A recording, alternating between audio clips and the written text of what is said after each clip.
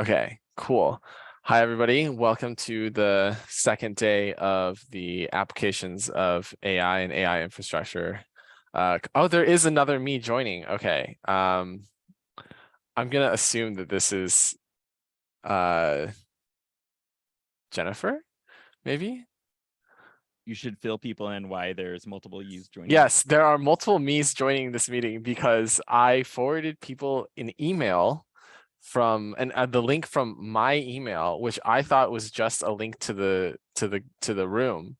But apparently it is a link to the room as me. So now there are multiple people with my name joining Zoom.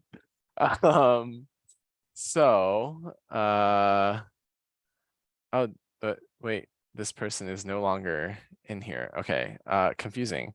This is very confusing. So this is just anyway, I'm not very well versed in Zoom. So but yes, welcome to the second day of the applications of AI and AI infrastructure conference. Yesterday we had talks from Ultralytics, YData, and me.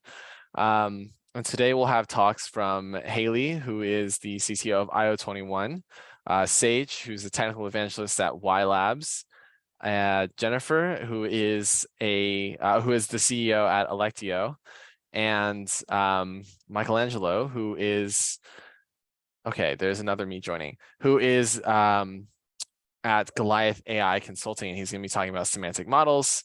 And Sage is going to be talking about ML monitoring. Jennifer is going to be talking about getting your data ready for machine learning. And Haley is going to be our first speaker. And she's going to be talking about forging your own tech career and her experience going from a CS student to the CTO of a company in Dubai. So without further ado, Haley, I will let you present and introduce yourself because you can do it better than I can.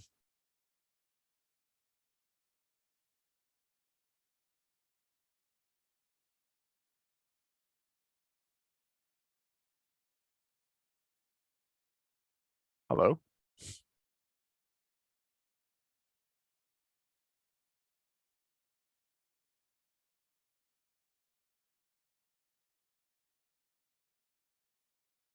Hello. Hi, guys.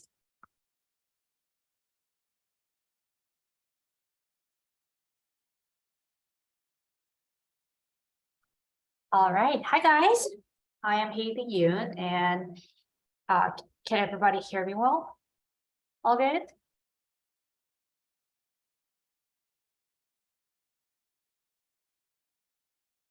Great. So I'm Haley Yoon. I'm a software engineer based in Dubai, and today I'm here to talk about forging your own tech career.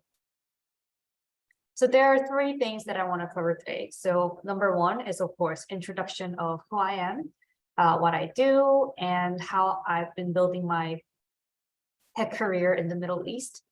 And then will move on to my career journey, how I was able to forge my career in the tech industry. And lastly, forging your own career. So I'm Haley Yoon. I'm a software engineer based in Dubai, and I am actively developing software for large corporations and governments, especially in the Middle Eastern area. So I'm a co-founder and CTO of IO21, which is my own startup software development company. And last year and the year before, I won award for 50 tech leaders in the Middle East by Engadi and Google's Women Tech Founders in MENA 2021. And our startup has been selected as 101 top Arab world startups. And before coming to Dubai, I was in the States, mostly for my education. So I moved from Korea to the States when I was little, 11 to 12 years old, and I finished my degree there. So I hold a computer science degree from UNC Chapel Hill, and I finished professional training from MIT and Stanford. So moving on to my journey. So how did I end up here? So when I back in college, I never thought I would actually become a software engineer working in the industry because my passion was academics. So I always wanted to become a professor, teach computer science. So that was my primary focus as a student. And things didn't work out. I know everyone here, like everybody has different challenges. For me, number one struggle, like professional struggle, was I didn't achieve what I wanted to achieve. So PhD path unfortunately didn't work out. So this made me explore different opportunities. So I was looking into jobs in the States, maybe in Korea, and later I spent my when I was little, I lived in Asia, and then for my teenager years and college, I was in the States for like most I was traveling around North America. So I was like, why not explore somewhere new? So I ended up in Dubai.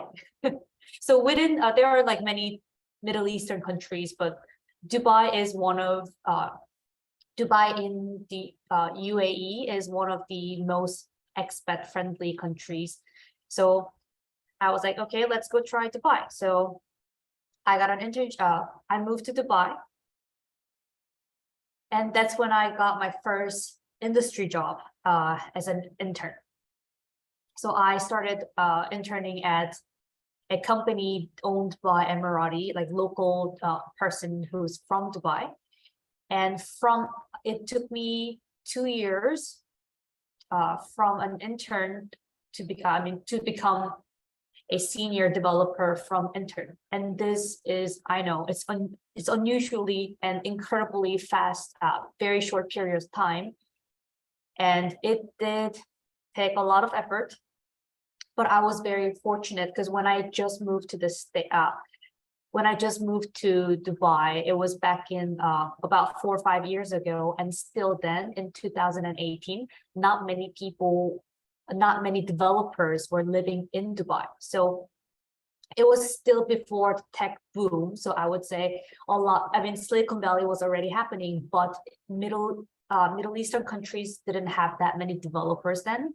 So I was one of a few developers living in the Middle Eastern area. So I got a lot of hands-on opportunities, and I was able to climb up the ladder pretty fast. And also on top of this, I had horrible work-life balance. I would sleep 2-3 hours a day, will not take any vacation. I was just working. And I was also fortunate enough to get a lot of exposures because, few engineers, which means I get more hands-on experiences. So that's how I climbed up the ladder really fast.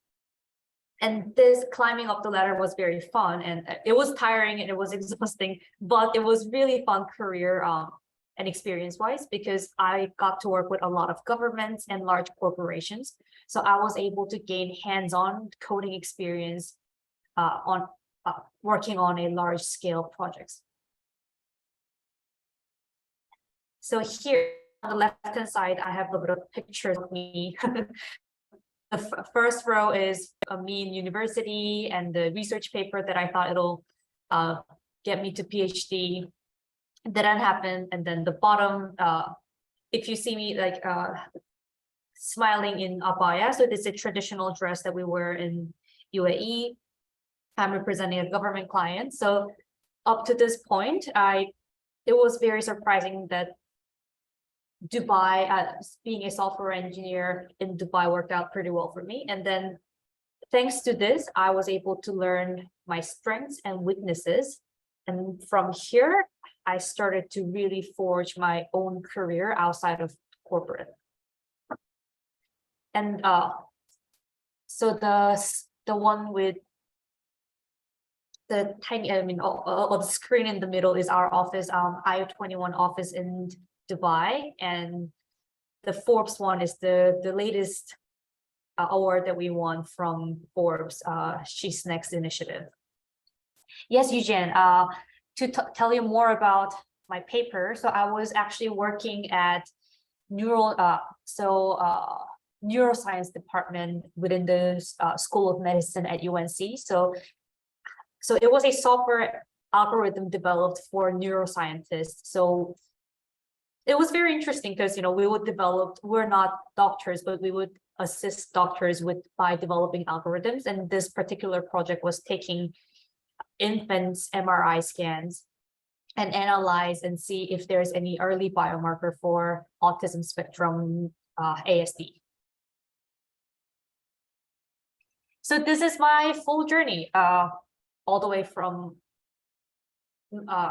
very beginning, from failing to get into PhD, career progress, but killing myself.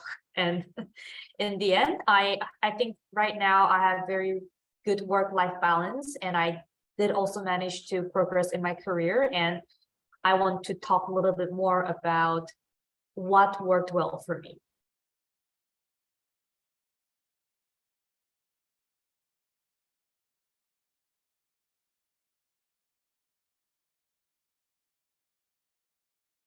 So number one, explore option and collect helpful information. So here, exploring options and information, everybody knows, but the key word is helpful. So sometimes Googling is a great way to start searching. However, I do recommend getting helpful information from credible sources. So research paper from your professors, from your colleagues, connection that you have through your business.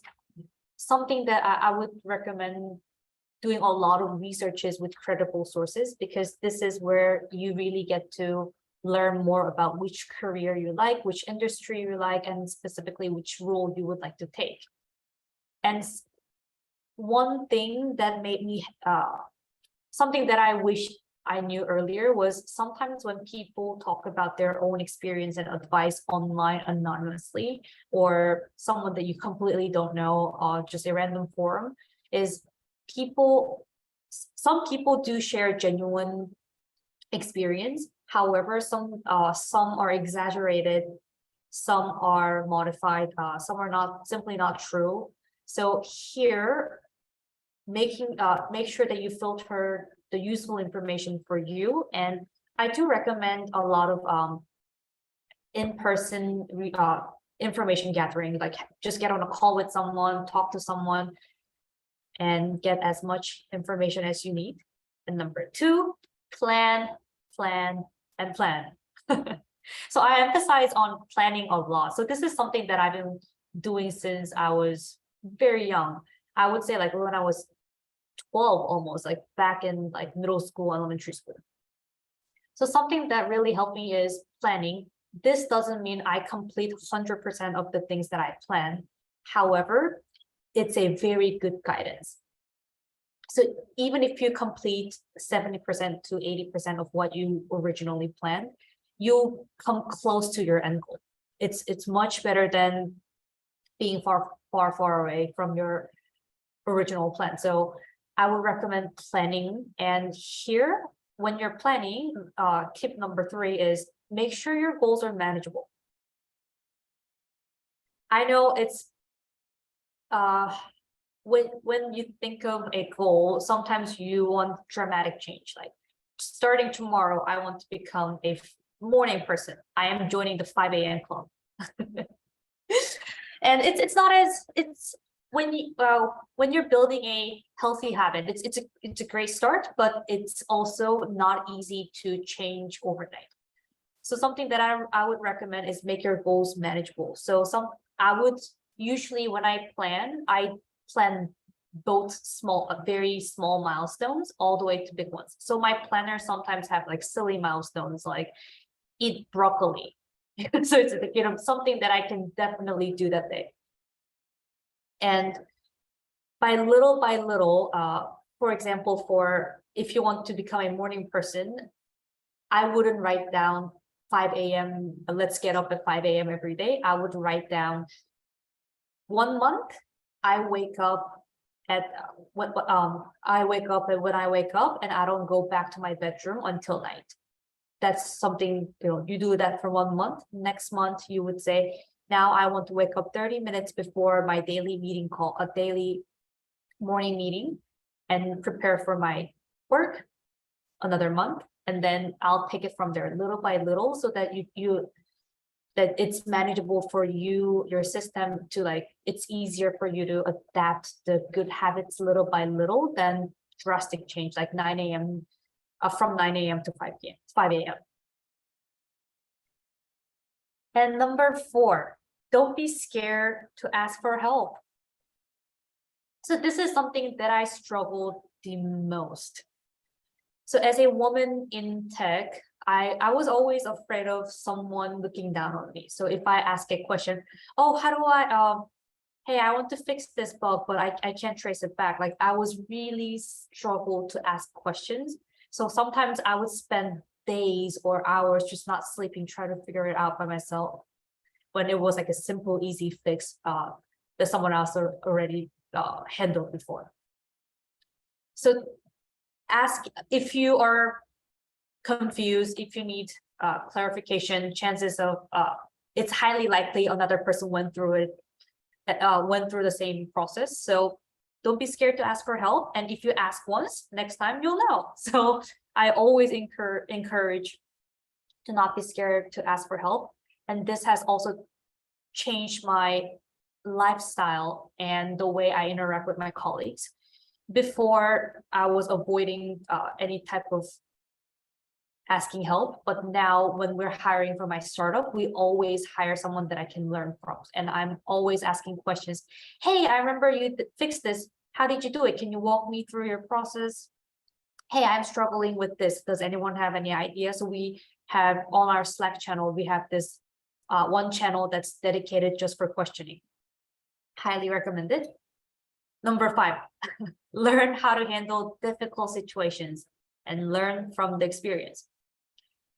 So being a Asian woman developer in the Middle East is sometimes challenging, because here we do have more racism and sexism than I would say North America and Europe, because the awareness is still growing. But I think it's all about, I mean, it's wrong, but I think we can learn from that experience and then react in a good way that it benefits both parties. So one of the incident was someone would make racist comment to me, but initially I got very, very upset. Like I would be like, oh, hey, how could you say that? That's racist. You can't say that. But now I started to handle it in a different way. If the person didn't mean it, and if it's something that I should educate someone, I would let them know, like, hey, this one could be a little offensive to, this people. So if you could be careful next time, I would appreciate it. And usually in the Middle East, or at least for my experience, people made comments because they were unaware of it. So like that person learns what not to do next time. And I also practice my soft skills, and I learned how to interact with people and correct people. So that was very good for me. And number 6, avoid distraction. So when you're forging your tech career, you need to focus on your career. This doesn't mean don't go outside, don't party. It means stay focused, keep track of your goals. It's very to lose track of what you're doing, especially like when you have a lot of personal things going on, or when you have a lot of goals. So I do recommend maybe set daily alarm, habit tracker, so that you are always focused on your career. Enjoy your life, but also keep track of your progress. And lastly, sharpen your skills. So sharpening your skill is very important, because you want to upgrade yourself, you want to mature and become an expert in your field. You don't want to be outdated. So I recommend, especially people in tech field, I recommend practicing focusing on 2 different areas: soft skills, tech skills. A lot of engineers often forget that engineers are people. So you need to practice your soft skills, how to communicate clearly, be positive, be empathetic. Even if you're the best programmer in the world, if you don't know how to collaborate with your colleagues, if you can't communicate well, there's a chance that you will not show your full potential. So make sure that you got your soft skills sharpened, and tech skills, of course. There's a new technology, new updates, new platforms, tools.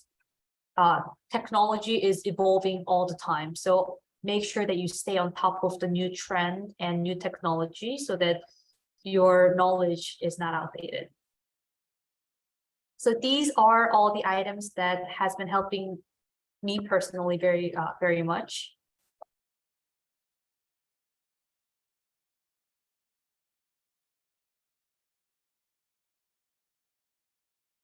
And that's it. Do you guys have any questions?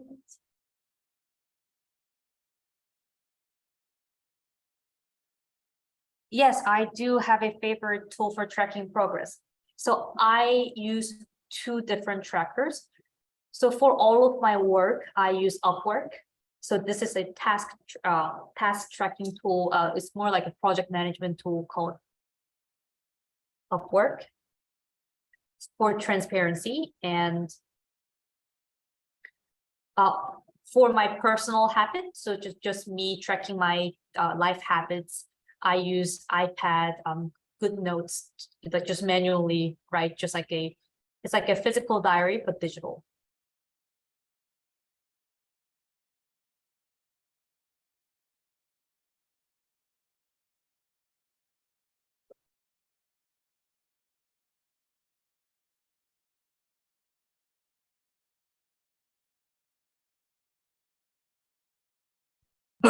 Okay, it sounds like we are good on the questions.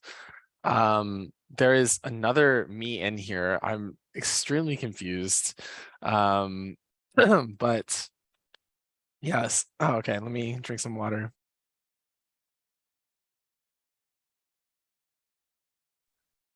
Yeah, thank you for that presentation, Haley. It was like very insightful. Talk about your experience, creating your own tech career, going from working as a software engineer in a company to kind of like running your own software development firm and being the CTO of a company in Dubai, and kind of like talking about the diversity of experience that you've had there.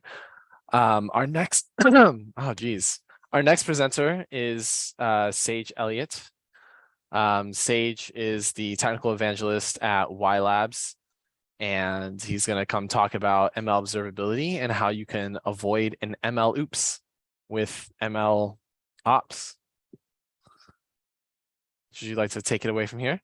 Yeah, give me 1 second. Also, just make sure everyone can hear me, I assume. I can hear you. Love the purple background. Very color themed. Also, you'll notice on my shirt, no more ML oops. Nice. Oh. And let me just get this Zoom bar out of the way.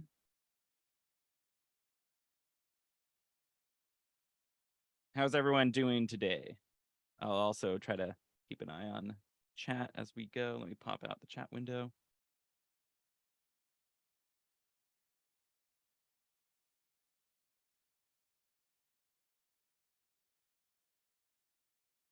All right, and can you see my screen? It's always, I found it's always worth to double check.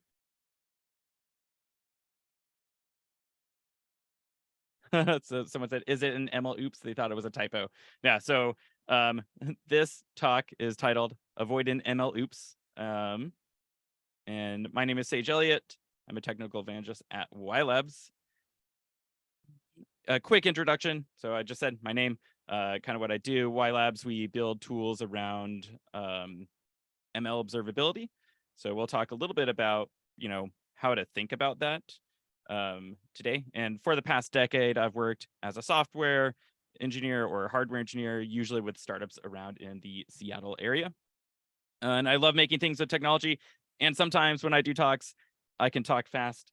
I can try to slow it down, but then I usually speed it back up, but feel free to let me know in the chat. And I'll be keeping an eye on the chat a little bit as well. So if you do have questions, feel free to put them in there, even as I'm talking. Maybe I won't get to them until afterwards.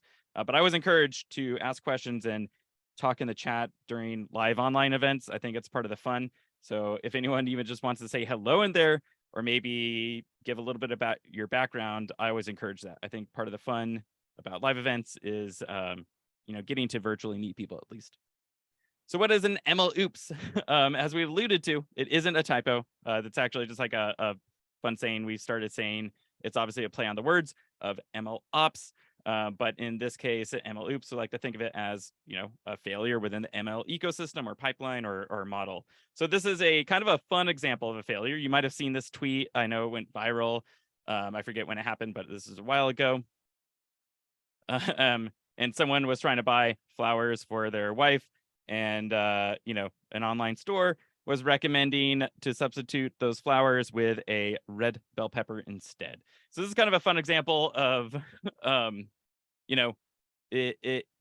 recommendation engine it might be a little bit out of touch of what people are expecting. And so you can have machine learning failures kind of wherever they're used. And again, this is kind of a fun example. It's not really harming anyone too much. They can see it before they accept it. And maybe their wife actually would love a bell pepper. I don't know. But you can imagine, machine learning is deployed around in so many different places now. One application I always like to talk about in examples is like doing something like QA analysis with computer vision. So if you're monitoring for failures in a physical product with like a camera, you want to make sure that, you're not doing bad predictions there, because if you're letting bad product out, that could be very costly. If you're counting things again with computer vision or some sort of machine learning, if that count is off, that can be costly for your company. If you're predicting prices of something before you buy it or sell it, that can be incredibly costly. If you're using machine learning to do something like credit approval, and your bias on certain classes, that could be, it's horrible to do, and that can be costly for your company, because pretty sure that isn't allowed. And the failures happen. So these are just some kind of high level failure examples. I always like to ask too, does anyone have an example of failures? If you've done machine learning before, maybe you haven't even built a machine learning model, but you've experienced a failure in the real world, throw it in the chat. Has anyone experienced some sort of failure that they've seen, or if you built a product and noticed that something happened? So why failures happen? Now there's a lot of reasons. And, first of all, if you're learning about machine learning, you're building models, you will kind of learn about having a model that's biased. So that can be where your training data set actually just, has a bias built in, and it's recommending bell peppers or something like that right from the get-go. But a lot of times you can train a model and it can be working perfectly in your training and validation phases. But once you deploy it, these types of failures do tend to happen at some point. And this can happen from variations of things that happened in the production environment. So the real world's kind of way more messy usually than your test scenarios. So we'll go through some examples why your machine learning model might fail. So you might have a data quality issue. So your model could be deployed and it's making beautiful predictions, and then all of a sudden something goes wrong. That could be from an input sensor, like we talked about computer vision use case before. A camera could be damaged. It could be from data being manually entered incorrectly. The camera could not be damaged, but pointing in the wrong direction. Or in this case, here's a cat programming as a image example, and then like a light turns out, so now it's too dark. So if your camera is trained on these lighter images, and then all of a sudden it gets very dark, it won't be able to make the proper predictions. And this is actually something I've seen a lot as a real world use case, even in controlled environments where you think these things won't go wrong. Like you're in a manufacturing floor, like I mentioned before, someone might accidentally turn off a light, or they're not thinking about it, that you have a ML system running that depends on that light. You could have schema changes. So like a software library might update and output a different format than before, and you didn't account for that in your pipeline. If you have a pipeline with a lot of steps in it, really something could go wrong almost anywhere in there, potentially, right? Again, from schema changes or someone making a change somewhere in there. Again, I always like to ask, have you seen any data quality failures in your experience? Put them in the chat as well. And data drift. So this is kind of where the input data that you're making predictions on no longer really matches or is very close to the original training data set. So the input data is shifting. This can happen from seasonality changes. It could be new groups of users now using your product. Customer preferences could have changed. So this is a quick little visual example. You have two profiles here, an orange and a blue one, kind of comparing them against each other. And this is, you can see, this is an example of the iris data set. And these are very close together, right? Like the blue is basically almost perfectly overlaid on the orange profile. That just means that, the distribution is very close. They definitely match, even if there's a higher percentage of the new data falls in a certain place, but none of them are really out of place here. Here's an example of extreme drift. So, this sepal with, let's say this was the training data set and this is new data coming in. I don't know, our flowers just really grew way different, and our model no longer really has a good representation of what classes these belong to. So there's basically no overlap in these features at all, and the model will probably struggle to make good predictions. And again, if you have an example of data drift, I would encourage you to put it in the chat right now as well. And you have concept drift. So the incoming data didn't change, but the output really no longer matches the predictions that you're expecting or that you need. So one of my favorite examples to kind of explain this might be if you had a model predicting housing prices, and let's just say for this sake, it's an incredibly simple model. You're just using the number of rooms and the square footage to predict the price of a house. Well, the input data didn't change. It's still the same square footage. It's still the same number of rooms, but now let's say your model was trained 10 years ago and housing prices have skyrocketed since then. So wouldn't be predicting a good price here. Another example might be when COVID-19 happened, there was a lot of shift that caused data drift, but also concept drift. So a lot of models just really no longer mapped correctly. Has anyone experienced anything like this or seen a model do something like this? Let me know in the chat. And you have like I mentioned, model bias and data. That's something you can kind of monitor for as well. So we'll talk a little bit about this later as well. But in this example, this is just like a snapshot from a credit score model or a lending club model. And you could segment out this data on specific parts of the prediction. So in this case, you might be making loans to large businesses or small businesses, and you can actually see, well, what are we doing for small business loans? Is it biased? Is it approving it more? Is it less likely to approve it?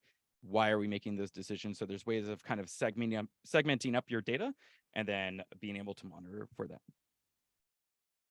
So how can ML monitoring help? Well, in most cases, if you're not monitoring, someone else is. And kind of the best case scenario, again, would be that you do have monitoring set up somehow on your pipeline. And this is going to trigger some sort of alert and, probably send a message or an email to an on-call engineer, and you can go and fix that problem, hopefully very quickly, or understand why it's making these decisions. Kind of an average case. So if you don't have ML monitoring, somewhere downstream, the system is going to output something weird, and hopefully you're kind of at least checking in on it sometimes. And then you'll, if you're the on-call engineer or someone checking in on it, you'll be able to hopefully catch that really before it reaches like end users. Kind of a worst case is the end user, the customer, the person that is actually using the model. So the person in the example at the beginning, right, was trying to buy flowers and they got recommended bell peppers. The end user now is experiencing. And like I said, in that case, it's kind of a fun case. It's not too bad, but in some cases it could be much worse. And so the end user might be getting these bad predictions. Hopefully they would at least understand they're getting bad predictions, and then they might actually be able to send an alert to you saying, this doesn't feel right. I think something's wrong. But then you're also relying on someone actually reaching out and telling you it's wrong versus just maybe stop using your product altogether, or using it to make some sort of decision that just isn't good for them. Or another bad case would be, when your business does some sort of quarterly review and maybe you really didn't catch this for months or a year or something like that, and then you found out that, your model was not performing well and you have a significant amount of money lost kind of tied to it, which is also very bad. And that's something I guess I didn't mention too, as a potential way of models failing is actually having the business use case just not correctly defined, or people not monitoring it for a business use case. But that's a little bit of a different type of failure, not necessarily the model's fault, but I still think it kind of all ties together in your ecosystem. Again, if anyone wants to throw in an example in the chat, feel free. And I think I saw someone said they also get suggestions for weird substitutions like potatoes instead of eggs. I feel like I've seen this all the time. I feel like I see tweets about it where if you're ordering food online, the recommendations are very bizarre, or sometimes you even get the food delivered and the person picking out your food brings some weird substitution, so you don't even get the option of subbing it or not. Someone else does it for you. So how to create the best case scenario that we talked about here. You should be setting up some sort of system in your ML pipeline that can monitor for all those different types of things that we talked about, those potential ways that your model could be failing. So this kind of looks something like this. You have your production environment, your model's out there, it's doing these different things. So it could be doing batch or live inference. You have feature stores. You want to have some sort of tool collecting AI telemetry. So this is kind of, we'll talk about what you might want to collect in a little bit. We'll talk about kind of the like how to do this. But these are going to be some sort of statistics about your production environment, and then you're going to want to kind of log those somewhere so that you can create an observability platform where you can debug your models, your data pipeline, detect anomalies that might be happening with your predictions or with your input data. And you probably want some sort of data visualization layer so you can easily visualize that. You also might want to have monitors set up so you don't have to go manually visualize these things. You can get an email or a Slack message or some sort of automated job when something happens, so that can go back into these ML pipeline triggers.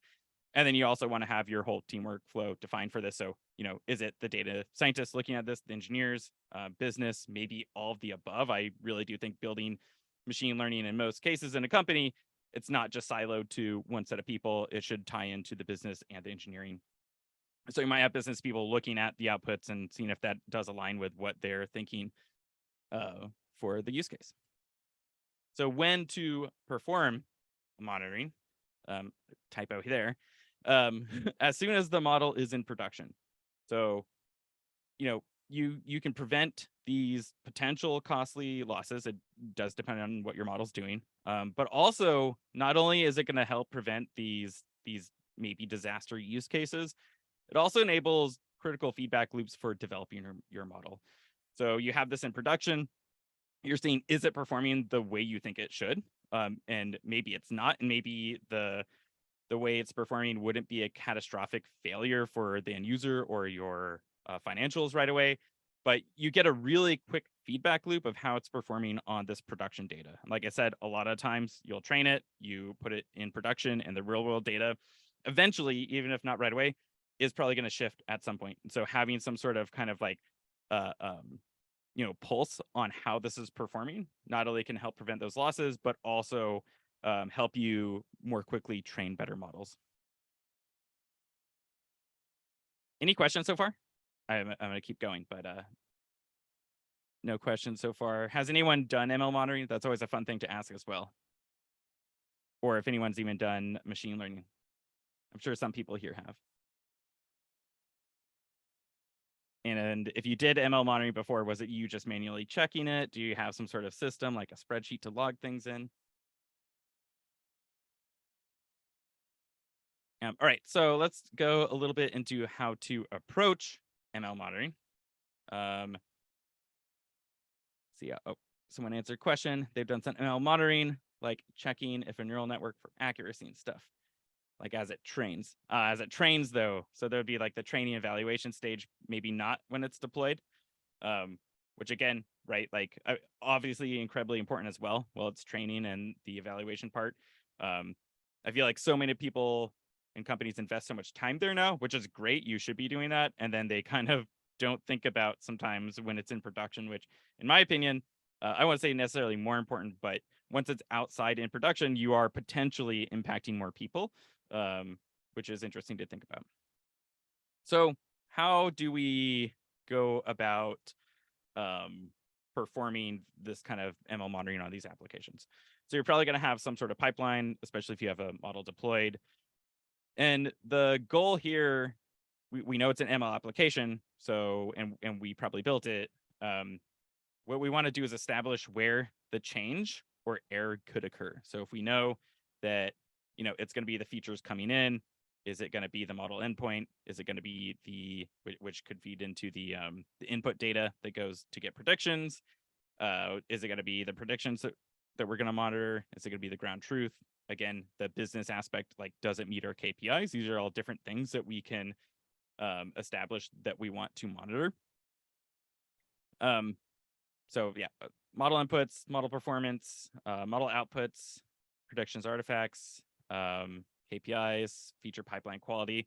So your data kind of moving through your whole pipeline, you might want to set up a monitor kind of every point where you think something could go wrong. Priority 0. So if you're just getting started and you just want to get some coverage in there right away, and you don't have time or resources to go through every single part of your pipeline, I think it's important to measure the input that goes into your model. So that could be, back to the iris example, it's just, 4 features, the petal and sepal length and width. Those are floating values, so just like fractions. And you want to monitor those to make sure that nothing looks crazy out of this world on them, or that you're not getting text or not a number or something like that. And then hopefully you're monitoring performance as well, but performance can be a little tricky sometimes, because to actually get accuracy scores, you kind of need to have ground truth. So you might have to have annotators come in, label it to get a really good performance score. However, if you don't have the resources to go annotate all the new data coming in, you can just model or monitor the model predictions. So this is going to be often let's say for the classification problem, right? The class is predicted, and then probably some sort of probability score on those. So if you can't get the ground truth, there's actually a lot that you can kind of detect with how well or how consistent the model is on predictions. And we can see an example of that later if we want as well. Analyze change in an application. So we want to establish a meaningful baseline of what we're going to monitor. In this case, this might be the training data, the validation data. Do we want to use some sort of moving window, like look at the last 7 days or 90 days? Has the data moved a lot in those moving windows?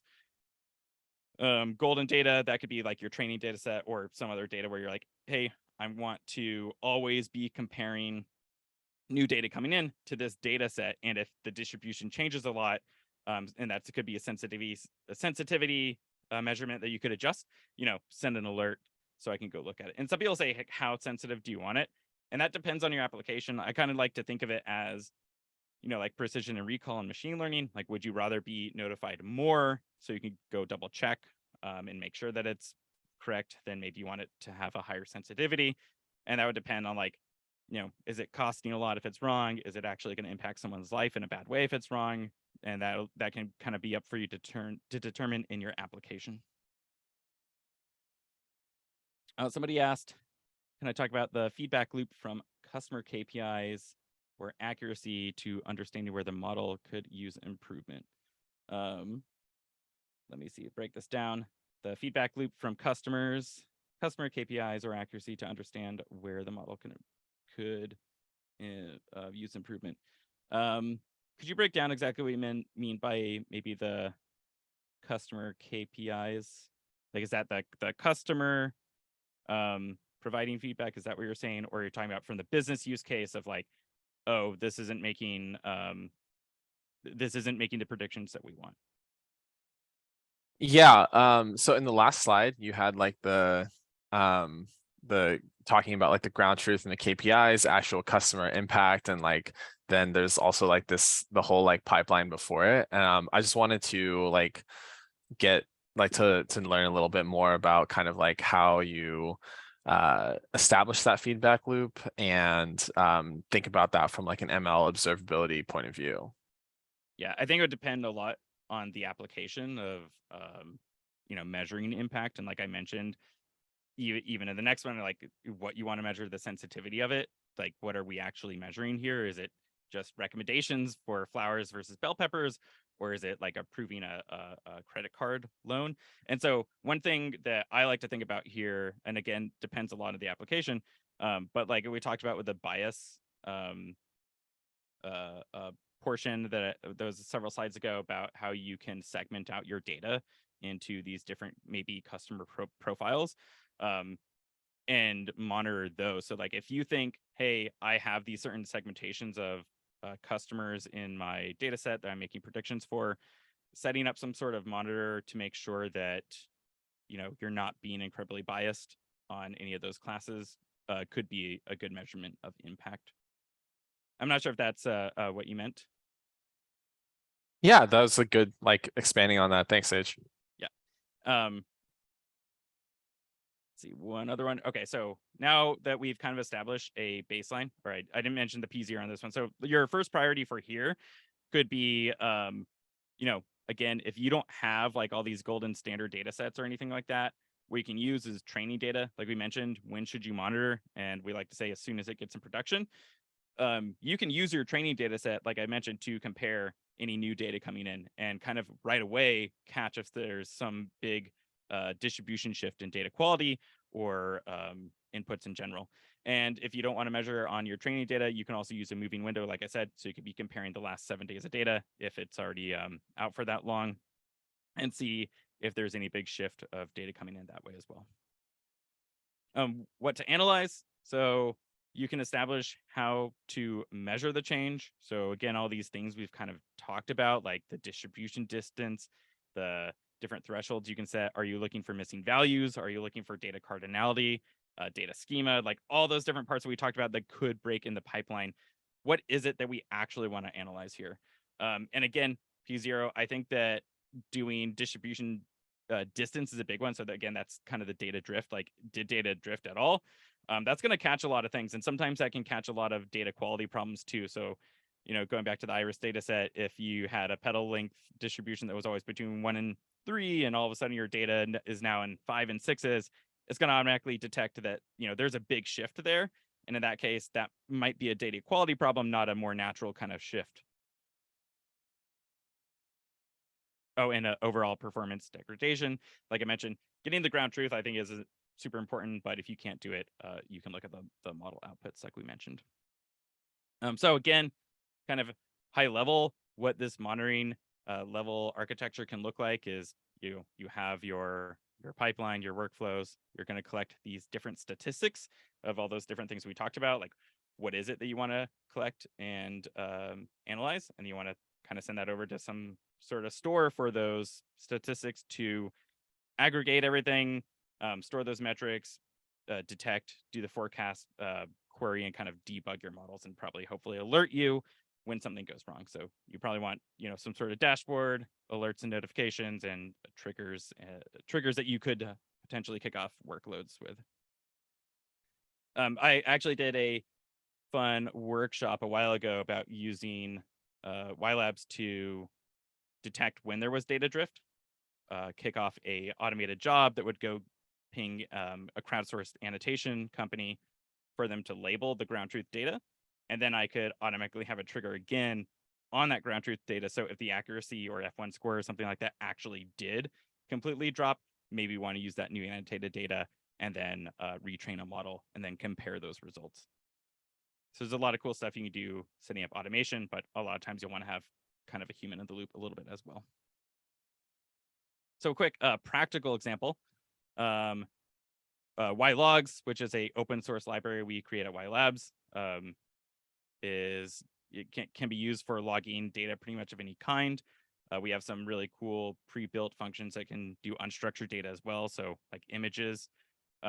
With the YLogs, users are able to generate summaries of their data sets. We call those YLogs profiles. So these summaries are really just like, I always like to say, kind of like a fancy aggregate of those statistics of your data set. So if you're using tabular numerical data, you would have something like min, max, mean, and certain distribution metrics, but you actually don't have any of the raw data in there.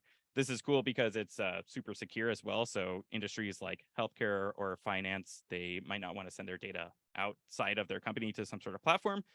but they might be okay with these kind of lightweight statistical profiles.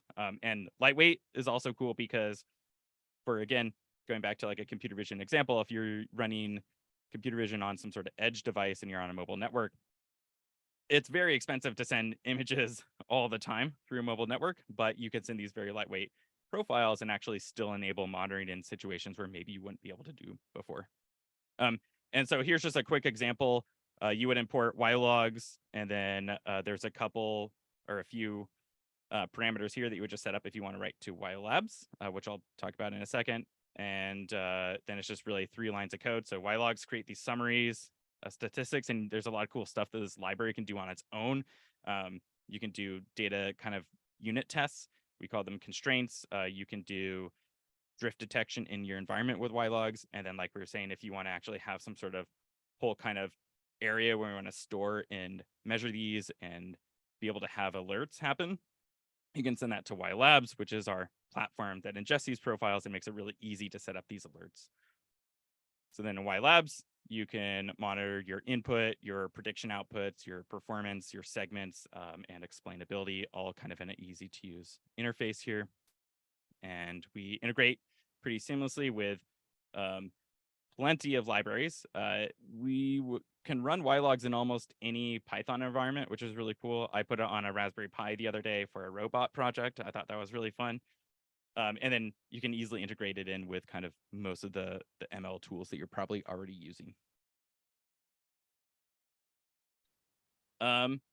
So that's kind of the end of my presentation here. And I will mention that I didn't notice my slot was for 45 minutes. I thought it was for 30 minutes.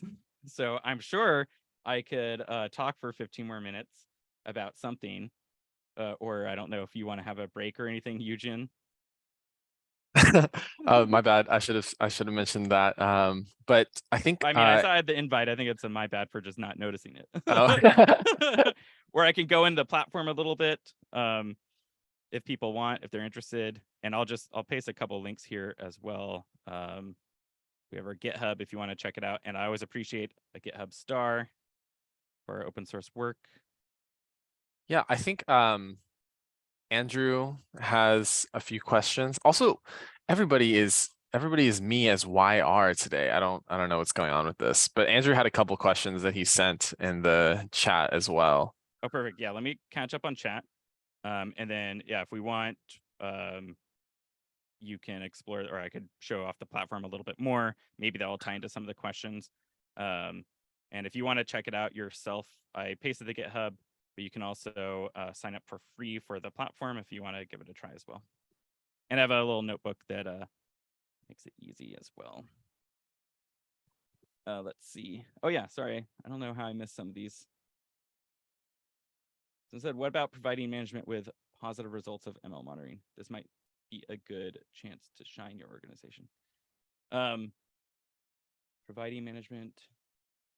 What does that mean exactly? Are you talking about like showing great use cases, like where you've prevented these failures, or like having a more positive result of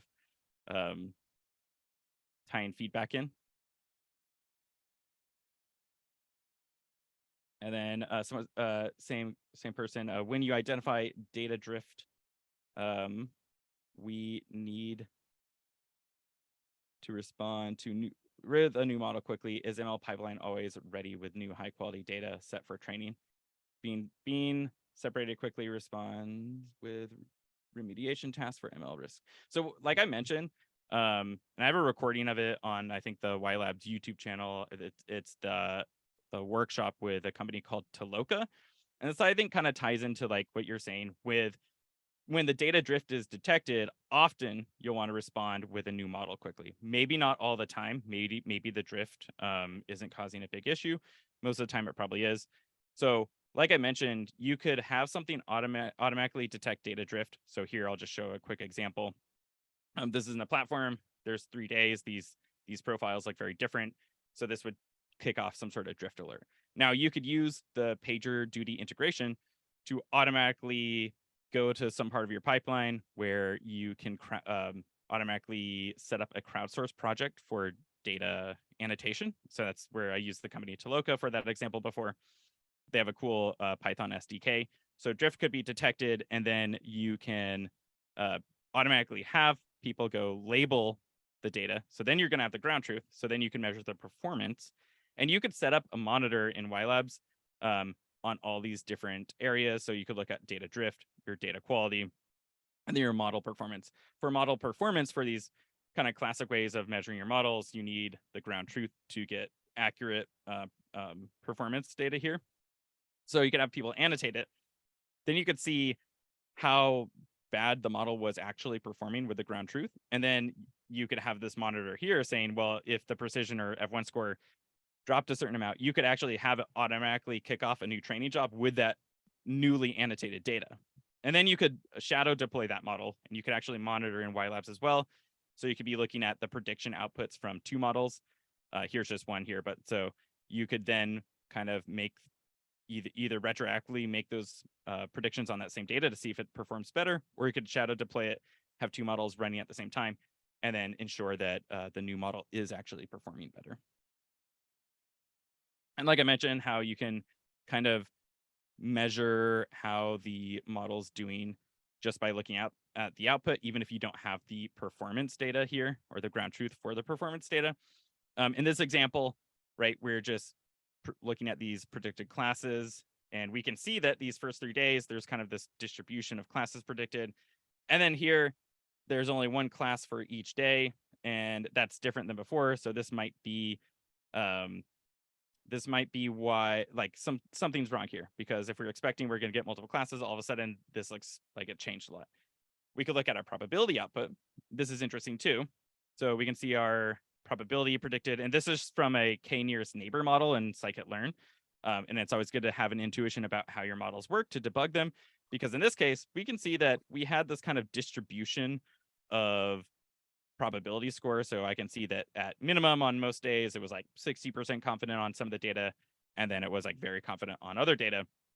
And then on those 3 days again, it's like 100% all the time. And to me, even though, right, like you think your model being more confident is a good thing, that's not always the case, because the way k-nearest neighbor works is, you know, you have a new piece of data, and then it's just going to look at the nearest neighbors of that new piece of data. So if this black dot here is a new piece of data, and it's looking at the 4 closest ones, in this case, it's going to predict that it was for Sekolah. But what if you had data that was so far outside of the distribution, like it's all the way up over here, very far outside of the distribution? Well, if we don't have any data quality checks or anything before we make a prediction, at least with k-nearest neighbors, it's still just going to look at the closest 4 neighbors in this case. So instead of being like around other classes and being, well, sometimes it's extremely confident, sometimes it's not. In this case, it was always 100% because it was just so far outside. So you can actually use these little tells like that to debug your model, which is fun, just with your prediction output.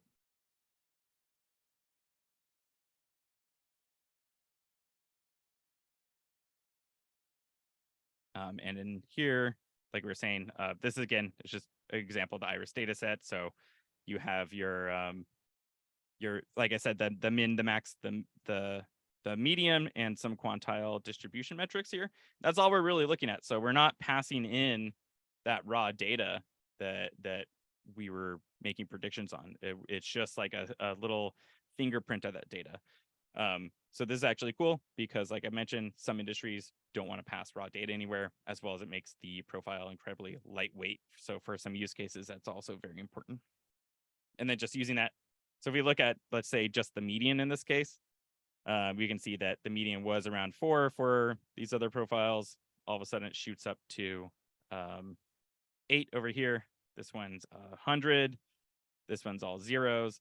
So those are some big data drift kind of things happening. So, some very big, some not as big. And our monitor is detecting. If we want to look at the monitor real quick, sorry, this is kind of going into a demo now, but you can stop me anytime you want. We can look at one of these presets. So for a non-discrete value, just like those numerical distributions that we were looking at. I had mentioned in the talk, right, how you can set up different methods of monitoring. So like in this case, we're looking at the entire data set. YLabs by default uses something called the Hellinger distance to measure the distribution drift. So this is where you can adjust that sensitivity. So if you want this to be more sensitive, you can adjust this number.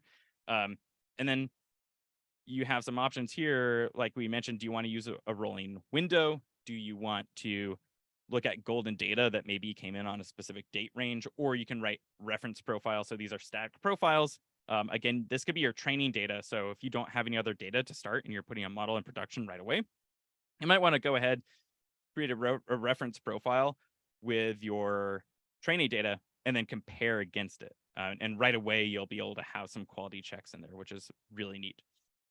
Rolling windows, you have some options to go from like 7 to 90 days by default. This is good because, or it depends on the application, but this can be good because some slight drift might happen already just when you're deployed anyway. So having a rolling window can account for that sometimes. But again, it depends on how sensitive you want this to be for your application. And then you can set notifications. You can have a severity level.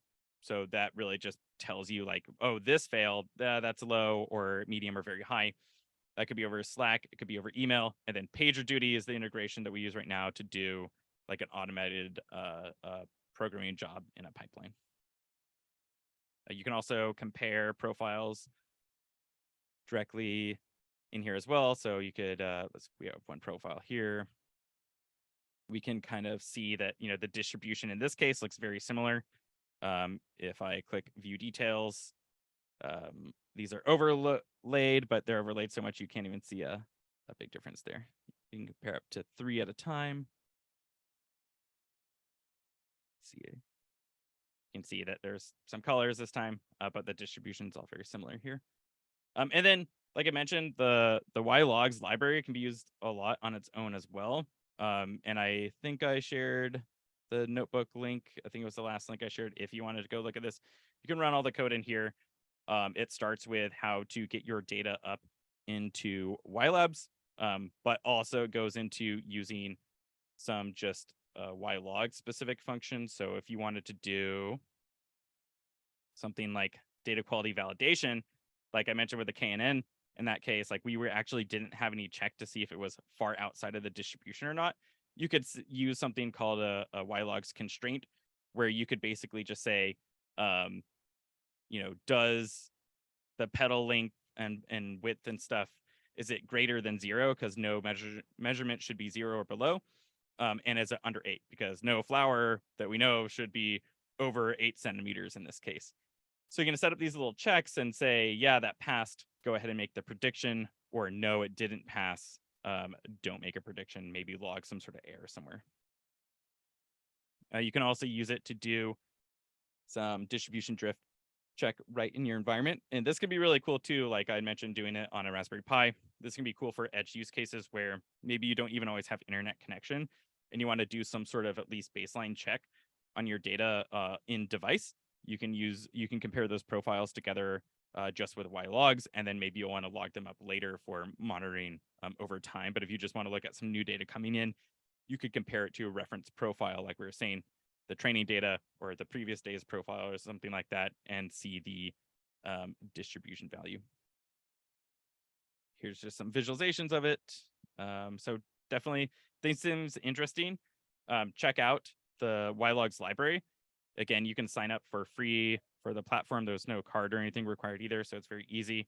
And then I have a link to the Slack channel, or you can connect with me on LinkedIn. And I always love to hear feedback as well. So if you do go try any of these things out, it would be cool to hear your feedback of, maybe why you liked it, or also maybe if you didn't like it, let me know. Now I think I'm close to our time. Sorry for the kind of impromptu demo. Yes, it was a great impromptu demo. Love the hands-on stuff. We've got about 7 minutes left before Jennifer's talk. I think I started 5 minutes early, so. yes, actually, yeah, you're right. You basically hit it on the dot. Almost exactly 45 minutes is pretty good. So I was actually just messaging her. She said that she had trouble finding the Zoom link, just like everyone else.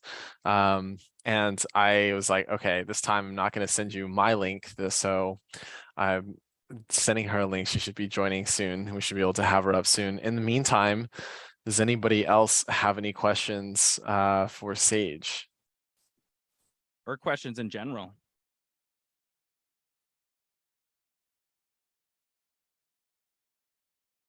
Oh, I guess like if you want, can you like talk a little bit about like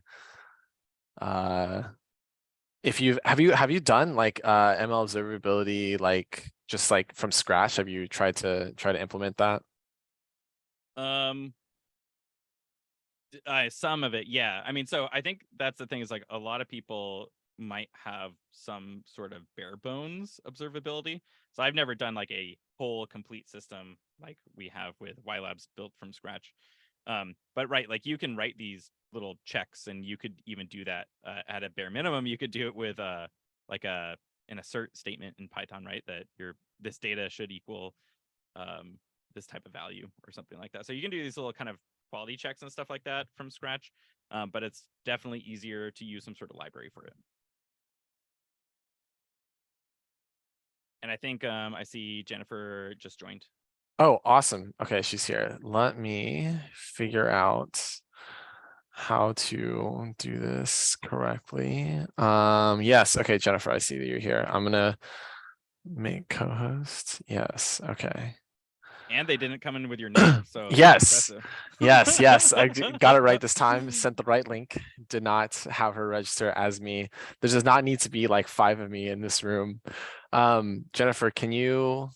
You're the co-host now. Can you unmute yourself? Yes. Can you hear me? Yes. Awesome. Okay. So we're gonna start your talk like 5 minutes early. Thank you for your talk, Sage. Super helpful. Very cool. Love the talk about the importance and the examples of ML observability and the ML oops examples. Now we're gonna have a talk from Jennifer. She is the CEO of Electio. They do a data prep ops, and Jennifer, I will let you do more introduction and explanation on this. Absolutely, that sounds great. So let me share my screen.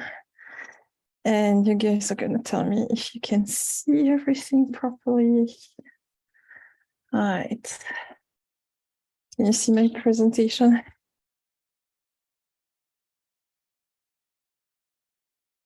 Hello? Yes. All right, awesome. Can you see the chat, by the way? I can see the chat, yes. Okay, sounds good.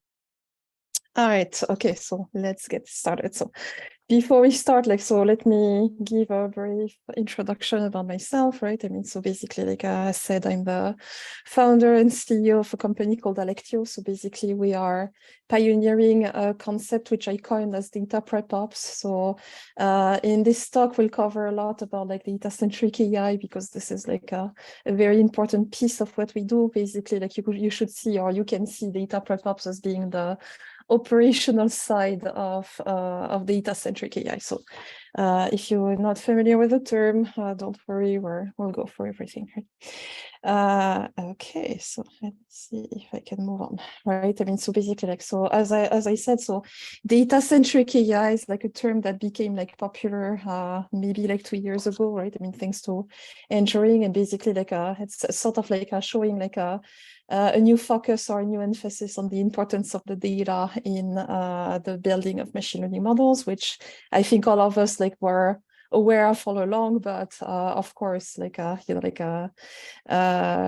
we need to do more work on, right? So before jumping into what we do exactly, or how, you know, like what we're doing, we believe is important for MLOps in general, right? Let's go back, like the best way to like rationalize, explain a little bit how data-centric AI and data prep ops are going to play a very important part in the next few years. I like to talk about what happened in 2022, right? And so we all know that 2022 was a very exciting year for us as AI experts, AI engineers, right? I mean, because we saw this sudden spike of generative AI algorithms like being pushed out with Imagen, with DALL-E, with ChatGPT and others, right? So in some way, I think like we're proving the market that AI is holding its promises. At the same time, right? I mean, I think this is the right time to mention as well that everybody has heard of ChatGPT's like hallucinations, where clearly like we have a very smart algorithms that can act and answer as a human, but can also talk nonsense very easily, right? I mean, so this is both exciting but a little bit scary at the same time, right?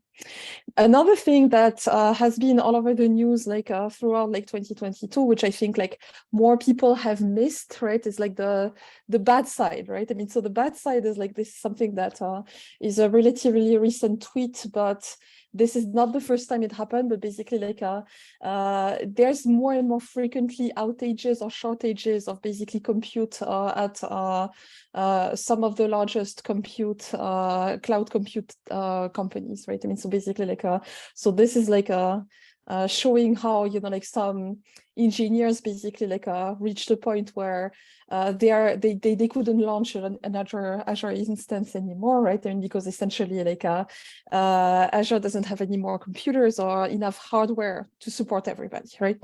So you're already seeing this sort of dichotomy where on one side we're developing these huge machine learning models, like language models that everybody is excited about, but at the same time that comes with like more expectation from a compute perspective, and so it looks like we might be running out, right? I mean, so of course the answer to this is like this is you know like where Moore's law is going to help, right? I mean, so basically we just need to generate like better chips, right? I mean, and whatnot.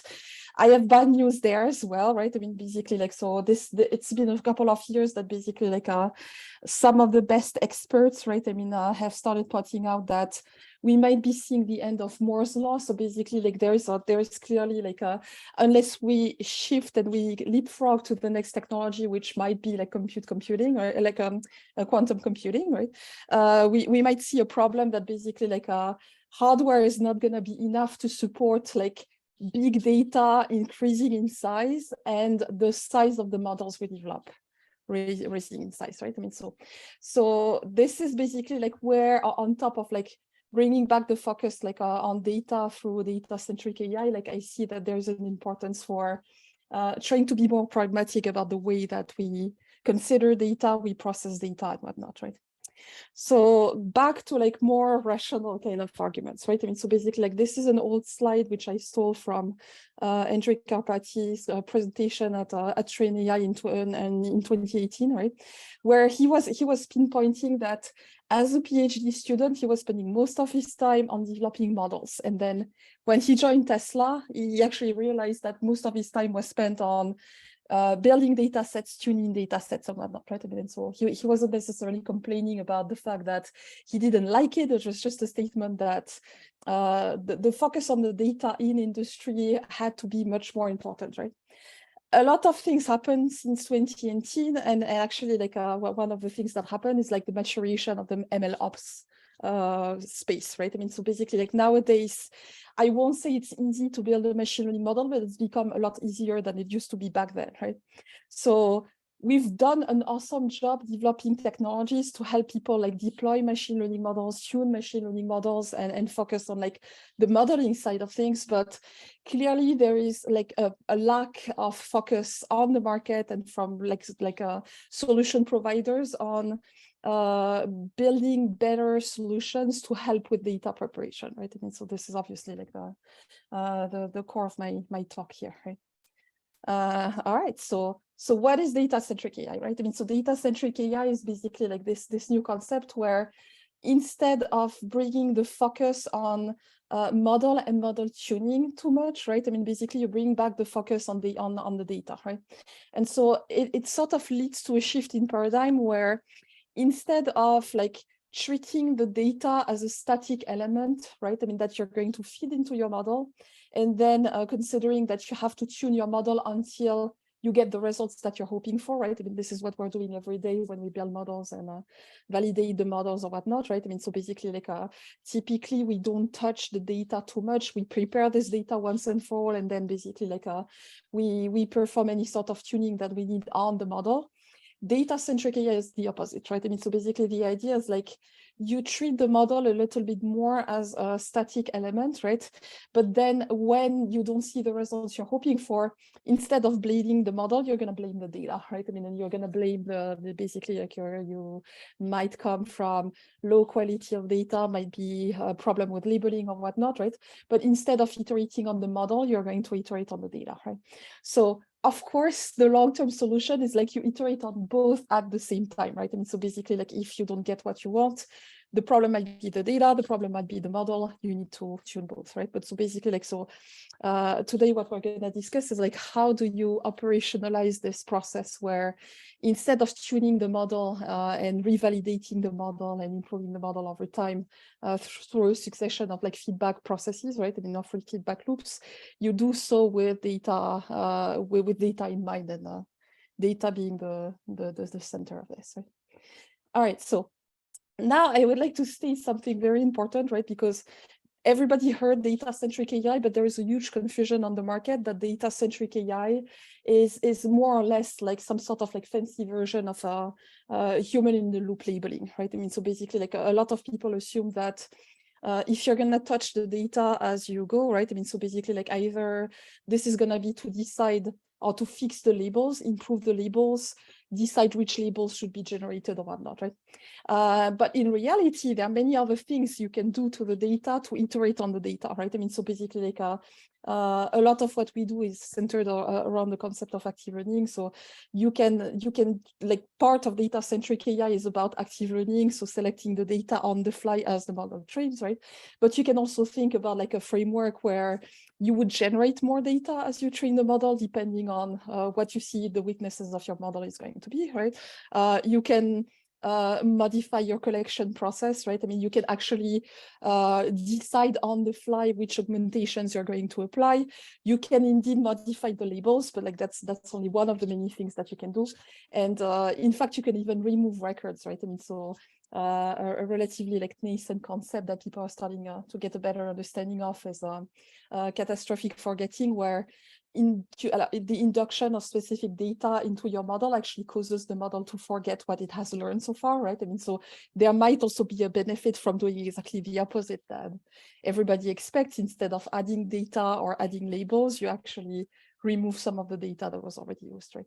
So I hope that you get like you're following me so far, and basically like the point at this stage is basically like data-centric AI is really like it's a very wide scope of like problems, right? I mean, and basically like obviously just in the same way that it took a couple of years for the ML ops space to mature, the data prep ops space, which is the equivalent for a data-centric approach, right? I mean, is also going to mature and take the effort of many companies. I have absolutely no claim that Alectio is or will be the only company to do that, right? I mean, so basically like and if you want to do data-centric AI in practice, of course, you're gonna need versioning, you're gonna need lots of different capabilities that don't typically exist on the market right now. All right. Okay, so let's jump onto like specific aspects of data-centric AI and data prep ops, right? So I gave a list of like different ways that you had to like potentially like improve on the data set, right? I mean, basically, or tune your data set as you train your model, right? And one aspect of it, which is very important to us because that's one of our core features, right? Is basically like select the data on the fly, right? And so if you have like a very large data set, and you don't have the capability to annotate the entire data set or train on the entire data set, how do you choose smartly which data which data you should be working with, and should you even do that in the first place, right? I mean, so I'll start with that, right? I mean, so this is a small fun experiment that we ran a couple of years ago to basically convince ourselves that it was a good idea to basically like curate the data and throw some of the data away, right? And so basically like so So this is actually kind of independent of like the regular active learning approaches, right? This is a data set called DeepWeeds, so it doesn't matter, it would work the same way for different use cases, right? I mean, so it's an 8-class classification problem where you're trying to sort weeds like depending on their type. So I'm not an expert in that field, so that's about all I know about this this data set, right? But so basically, like what you see on the right, those violin plots here, it shows you like basically like each one of the violins actually represents like 30 different experiments that are you know, like basically like it's basically like subsampling of the same data set, right? I mean, so the entire data set is something around like, I believe 20,000 records, right? We try to select 20% of the data 30 times independently. And so basically that's what you see in the first violin, right? So we did that for 40% of the data, 60% of the data, 80% of the data, right? And so something you see very interesting right away is that the spread of the last one is actually pretty large, right? I mean, so basically it means that depending on how you choose those 80%, you will get widely different results and accuracies, right? I mean, so basically the y-axis represents the accuracy of the experiment itself, right? So basically, like what you see right away is that for the best 80% sample that we selected, right? I mean, basically you have an accuracy that can go as high as 92 something percent, right? The worst sample of the same size, right? I mean, so we're not talking about having more data or anything, right? Actually goes as low as 84%, right? I mean, so there's a huge difference depending on which subset of the data you selected, right? I mean, so it really shows that how you're going to choose the sample can potentially make a lot of difference, right? The other thing that's kind of remarkable here is basically like the best sample of size 20% actually overperforms the worst sample of size 80%, right? I mean, so it means that a data scientist who would spend time to get the best 20% sample would actually get a better model than the data scientist that's very unlucky and is going to like wrongly pick like the worst 80% of its data set, right? I mean, so and you have like some situations where this can be even crazier and more extreme, but basically like in other terms, like there are situations where a data set or a smaller data set gets you better results, right? I mean, and so basically like this is kind of an important point for the rest that kind of like supports the idea that data curation actually has a real benefit, not just for cost management, but potentially for getting better results, right? I mean, so that's like anyways, right? I mean, so of course the question here is like how is it possible, right? I mean, we've been fed for years that the more data the better, right? The reason why more data is better is like the more data you have, the more choices you have, right? I mean, the more data you have to pick from, but it does not mean that information is equally spread in the data set, right? I mean, so when you do data curation, like this picture sort of like tries to illustrate what you're trying to do, right? But you're really trying to find that data that actually matters for the model to learn the differences between different classes or different, you know, like the different data, whatnot, right? I mean, so what you kind of try to do through data curation is to enhance the density of data at the edge of boundaries, right? I mean, of the predictions, right? I mean, so if you pick the right data, there's actually absolutely no reason why you would bias your training process, but of course you have to know how to find that most interesting data, right? I mean, so that's an important part of data-centric AI, right? So I'm gonna try like not to go too much in the details, right? I mean, so there is a semi-supervised learning approach called active learning, which I think many people know about, right? Which basically goes as this, right? I mean, so the idea is everything I've showed before, I'm just trying to like motivate the fact that we should spend more time understanding how to curate our data sets, but how exactly is more complicated, right? I mean, so active learning is one way of doing this. So the way you do active learning is actually pretty simplistic. So what you do is like, you start by selecting a very small sample of your data, which you label. Then you train your model with it, right?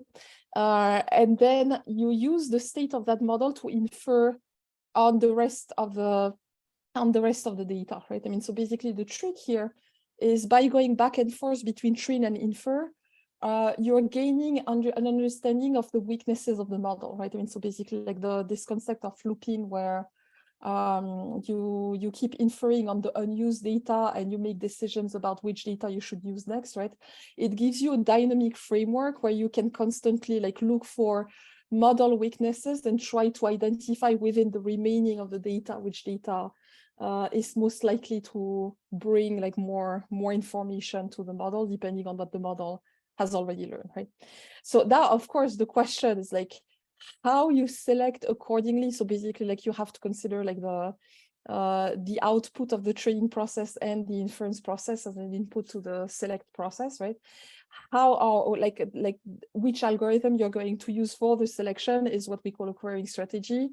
There are plenty of ways to do this, and tuning it, getting the right querying strategy for a specific data set and a specific model and use case is actually pretty tricky, right? And so, which is one of the interesting part of data-centric AI, right? I mean, so this is sort of the same thing that I explained, right? I mean, so active learning is very interesting because it's sort of like a workflow and a framework that you would use to try to grow your data set over time by picking data or subsets of the data that you already have, right? And so it also comes with limitations in the fact that you pick from data you already selected, right? I mean, so this assumes that you have a relatively large pool of data. So that's why there are other aspects to data-centric AI I won't be able to cover today, but yeah, which can be interesting as well, right? So this is just a screenshot from our platform, right? I mean, so basically like the Alectio platform offers this functionality where you plug your model, you plug your data, basically the system is going to decide for you how to select the data and tell you which part of the data you should proceed with as your model trains, right? And so this is an example of like different querying strategies that we've tested on the same data set and the same model pair, right? And it shows you like how different the results can be, right? I mean, you see that you have results that are a little bit all over the place, right? Technically, what our technology does is to find the best one, right? I mean, so without human intervention, so that you don't have to worry about tuning this querying strategy yourself. But something that's very interesting in this use case here is basically like you can see that this blue curve here, which is a specific like active learning strategy which we have developed, right? You can actually not only overperform the other ones, but you can actually get a better, if you can see my mouse here, right? And basically like you go through a peak where your model gets better before it gets worse, and it gets worse because at some point you reach a state where the rest of the data contains some problems in it, right? I mean, so it might be like a poor quality data. It might be the point where the rest of the data would cause the model to overfit or whatnot, right? But basically, like there is really a true benefit to like not only reduce cost but get a better model performance by curating the data, which is in line with what I would say before. Okay, so you really have to see data curation as like a new important part of machine learning, because we need to reduce cost on data labeling and compute, but we also need to like give a boost to our models by helping with the data, because we all know that garbage in, garbage out, right? We've spent a lot of time getting our tools for modeling right. We need to spend more time on getting like our tools for data preparation, right? I mean, so this is what all that data prep is about, right? So I think we still have a little bit of time, so let's keep going, right? Okay, so another aspect of data preparation, right? I mean, so basically, like we all know that when we build models, like basically like curation is one side, but like we need to manage like quality, and then we need to manage labeling, right? I mean, so typically your data set doesn't come automatically labeled unless you work with an open source data set. And so unless your data set is very, very small, you're going to rely on labeling companies to do that for you. So company like Scale AI, Labelbox, Cloud Factory, Appen, and whatnot, right? And they are going to take care of labeling for you, right? But the problem is, it sounds easy, right? I mean, until you actually annotate some of the data yourself, and you see very quickly how, labeling data can be like a very subjective kind of problem. Like even annotating cars can be problematic because are you going to annotate parts of a car which are hidden behind a tree or whatnot, right? I mean, so there are very many different aspects to data labeling. Data labeling can be very complicated, as we will see. Like this can be done manually or using another machine learning process, right? I mean, but it's not as simple as it sounds, right? So one of the reasons why it's not as simple as it sounds is basically like when you have like complex images like this one. Let's say I'm trying to annotate like planes from sky view in order to be able to like generalize my model with it, right? I mean, imagine the amount of time like annotating that specific image would take, right? Imagine having like millions of similar images now, right? I mean, so it's easy to see like how relying on a manual labeling could basically cost you a lot of money, take a lot of time, and be extremely difficult to validate, right? I mean, so that's another kind of like a validation of the fact that you better use data curation whenever you can, right? I mean, because if you have 10 million pictures, but only 10% of that data truly has like informational content for the model, right? It's a huge like boost in performance if you can basically like avoid like annotating the 90% of the data that don't matter. So there's been a business of data labeling for quite some time, right? I mean, so basically like, in fact, like we're not directly doing data labeling, we're just pairing our customers with labeling companies we feel are appropriate for a specific use case, right? But the data preparation space is actually sort of mature, just in the same way that ML ops is mature, right? And so you have like companies like BP, like like basically you have two types of businesses, right? I mean, so you have the BPO business where you have labeling companies with people on staff who are specialized on labeling data, right? And that's what all they do all day, right?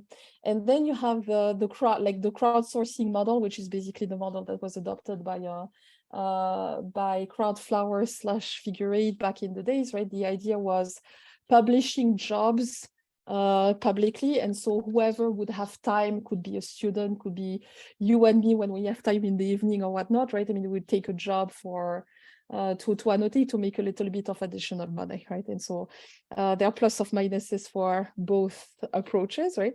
Of course, the BPO model gives you like typically like better quality labels, but it's less scalable, right? I mean, because you don't have that many people who are necessarily available, right? I mean, so there are tons of labeling companies, but it's still a problem because it's always very difficult to like get the speed you want, get the latency that you want. Typically, like a lot of people tend to complain that it can take forever to like get their results back. And so without a data-centric AI approach, you're kind of stuck in waiting until your data comes back labeled until you can even train your machine learning model, right? I mean, so a change in paradigm is also going to help with like the latency overall of, you know, like pushing a machine learning model to production, right? So I won't necessarily spend too much time here, but so just to give you an idea of like how, like it's something that sounds very simple, like annotating dogs on a picture like this seems like the easiest task ever, right? I mean, but basically like there are so many ways to get it wrong that, you know, like you need to make sure like it's done properly. You need to make sure the people annotating your data set are doing it the way that you're expecting them to, right?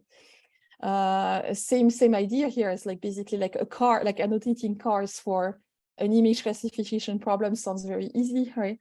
But typically like you know, like you can have situations where the car is unconventional, right? I mean, basically look at the hot dog car over here. Should I annotate a car wreck as a car, right? I mean, so this is where you almost see that unless you're the person building the model, it's kind of difficult to make these decisions for the person doing the annotation. So outsourcing the annotation process is always kind of complicated, right? I mean, so this is another example I always like to show because it's kind of fun, right? But so if you had to annotate this image, like how would you annotate it, right? I mean, would you annotate the lady's entire body as a bird, as a person? Do you just want to like use something like B kind of approach or whatnot. And so there's no right and wrong answer. That's the problem, right? I mean, because it completely depends what you're going to do with the data, which brings up another problem where you really see how data labeling is very closely intertwined with what you're going to do with the data. And again, like makes it easy to, very difficult to rely on somebody else to do that for you, right? So what do we do with all of this, right? I mean, so basically they are out there, there are promoters of using machine learning to do data labeling, which might or might not be feasible depending on your use case, right? I mean, so basically like all under the data-centric AI approach and the data prep ops approach, right? There's this big question of like, who should annotate the data? How should it be annotated? Who set the rules and how do we validate, right? I mean, so there are many different like new solutions on the market. For example, something that I think everybody has heard of is a weak supervision, right? I mean, so the snorkel approach essentially, right? I mean, that allows you to scale the speed of labeling much faster, but it can be tricky and very specific to specific types of data, right? Synthetic data generation is another approach, right? I mean, instead of having to worry about annotating existing data, why not simply like generate synthetic data that has exactly like the pedestrians in the right places or whatnot, and so that's another way to potentially see like some sort of acceleration to generate like a large already labeled data sets, right? And yeah, I mean, so and then you have this approach of like a self-supervised learning, active learning or whatnot, which tend to like focus more on like instead of trying to scale up the data labeling process, you're trying to scale down the size of the data set itself, right? So that's another like, so this is something I published like in an article like a couple of years ago, really to show that there is no easy solution, right? I mean, so basically you might perceive like, for example, active learning as a way to like dynamically select data. So instead of using 100,000 records for your data set for your training process, you use 10% of that, right? The problem is like active learning offers some sort of a trade-off between compute and data labeling. So if you remember what I said earlier, right? I mean, basically like the big challenge is always, you know, like, I mean, data labeling is a challenge, but compute is starting to be a challenge on the market as well, right? I mean, so you can see how, you know, like active learning on its own is not necessarily the right solution or the only solution that should be adopted. Right? All right, so this is where I started promoting this idea of agile data labeling, right? I mean, because the problem with data labeling today is that this is considered like some sort of like a underlying like a, you know, like basically like a like it's actually considered part of ML ops, right? I mean, so basically like companies like Labelbox or whatnot, like consider themselves like to be an ML ops company, right? Which I think they are. But the problem is like, if like there is very little support for continuous pipelines for data labeling, right? I mean, so today data labeling most of the time still happens with an email being sent to an external company who's going to take care of things for you, right? I mean, and so then they don't give you a timeline. You have to communicate with them. Usually you have to send back like a reminder as them when the data is coming back, right? I mean, so we also need to mature the data labeling workspace.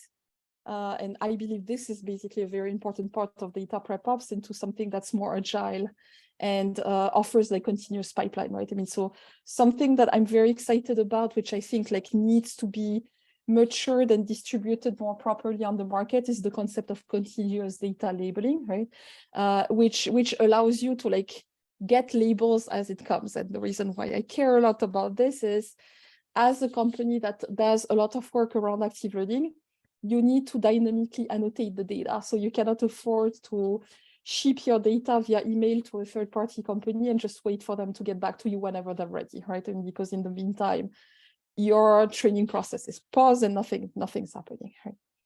So anyways, right? I mean, so hopefully this gives you an idea that, you know, like all of this, like, you know, like a data-centric AI approach where you want to tune the data dynamically, right, is a lot more than what we've done so far. And it's a lot more than just like typical data labeling, right? I mean, so the framework where you have this human in the loop approach where a human decides which data should be annotated, or you use machine learning for part of the data and and a person for the rest or whatnot. It's such a small piece of the framework, the workflows, the algorithms that we need to develop in order to get to a point where we have the same level of maturity to tune data sets as we have today to tune models. So the reason why I believe this is critical on the market right now is not only the fact that we have like larger models, like this is really showing the fact that, you know, like they're like, you know, like we cannot keep like throwing more data at the models because we're gonna hit a problem that I mentioned earlier, right? I believe that ML ops played a critical part in helping basically like move prototypes to production, right? I mean, so basically like when I look historically at the maturation of the machine learning ops space, right? I really see that 10 years ago, companies were hiring machine learning scientists, and those people, those data scientists were typically people with, you know, like a lot of knowledge on how to build a model, but they had no idea how to deploy, right? And the original mission of ML Ops was mostly like to assist companies in doing just that, right? I mean, so basically making sure that the pretty beautiful models that the data scientists were ready to build, right, were basically like would actually be moved to production, right? I mean, so there was a gap on the market which basically ML Ops fixed, and I think we can safely say that today we're here where, for most companies, it's not a problem anymore to deploy machine learning models to production, right? But the next problem we're facing now is basically like the AI cost chasm, as I call it, right? I mean, so the AI cost chasm is basically the problem where you have models in production, but it costs you a lot of money because you choose the you know, like the brute force approach that consists in collecting as much data as possible, labeling the entire data set, and training with the entire data set, right? And so for every single one of those steps, like the bills add up, right? I mean, so labeling a data set can be extremely expensive, especially if it's a specialized problem, right? And as we, for example, like knowing that, you know, like I suppose that there are a couple of like ML observability people on the call, right? I mean, so basically with observability, you have this expectation of retraining the model, right? We're at a point where we're doing a good job pushing models to production, but we're still doing a very poor job at keeping cost under control, right? I mean, and mostly because the data sets are so large, right? I mean, so again, this kind of like dynamic tuning of the data is going to be critical in reaching a real return on investment on machine learning and on AI, right? And so I'm always like very worried about like the potential of the next AI winter being exactly that, where companies spend $5 million on an initiative, but then because of all the costs that come to train and retrain that model can easily like go over you know, like by a few $1 million, like it's actually pretty difficult to monetize on AI, right? So anyways, right, I mean, so one of the things we need to solve is basically what I said earlier, which is like doing data labeling in a more efficient manner, in a more continuous manner, and in a more strategic manner, right? I mean, so basically like, so that's a huge piece of the data prep ops puzzle, right? And yeah. So this is where I see like basically like the importance of data prep ops on the market, right? I mean, so what data prep ops really is, and I hope like this is clear at this point, right? I mean, so it's basically ML ops for data preparation, or ML ops for data-centric AI, right? I mean, so I'll show you a graph a little bit later where I feel like we position on the market, right? So Sounds complicated. Sounds like there's a lot of work to be done to create pipelines to support like the operational side of data-centric AI, but that's what we've done, right? I mean, so basically like, so there are lots of improvements that need to be done on top of this, but basically like this is mostly to show that that is feasible, but it's also to show that it can be pretty complicated. There are lots of moving parts, right? I mean, so basically the way that we do it at Alectio, basically like we have a selection engine that observes the training process to actually decide which data should be taken in consideration during the training process, right? Then we create the data, so you have to see this as like a ML-driven active learning, right? I mean, so it's a more complicated flavor than just the standard like machine learning or active learning approaches. Then we have this continuous like data labeling pipelines where we can decide on the fly which labeling company is available, whether you should be using an auto labeling model or another machine learning model to annotate the data, or actually do it manually or whatnot, right? We do lots of things around like label validation, label versioning, label ops, right? I mean, which is also basically a part of data prep ops, right? I mean, so, and obviously we need a lot of help from other companies and the market in general to mature the concept, right? So yeah, I mean, so basically like that's my conclusion slide, right? I mean, so basically like would like to basically like, so what is really data prep ops and where do I see it on the market tomorrow, right? I mean, so basically like this hopefully like brings more clarity on everything, right? I mean, so when you look at the model today, right? I mean, basically like you have a relatively mature ML ops market and you have a relatively mature data ops market, right? I mean, so when you look at the data ops side, you have companies like Databricks, Snowflake, the big cloud providers that offer solutions for data lake, data mesh, places where you can dump your data, the data that you collect, right? I mean, basically that scales with your use case or whatnot. So that we're completely covered on that side, right? On the ML ops side, like basically like we have lots of companies who have matured the market and basically provided a solution for versioning the model, tuning the model, hyperparameter tuning, for deciding the architecture of the model. And so again, I don't necessarily believe it's yet that easy to build a machine learning model, but I believe we're sort of moving towards low code or no code for model building, right? And then you have this huge piece in the middle, right? I mean, which is basically goes back to the title of my talk, right? The problem is we all know that a training data set, the data that you need to feed into your model, is very different from the raw data you're going to collect, right? I mean, so if you're working on an object detection problem, you need pictures. You're hoping you're going to have lots of pictures, but of course, you need those pictures to be annotated. You need those pictures to be validated. You need to make sure the quality is high enough. You have to make sure the resolution is good enough, right? I mean, and whatnot, right?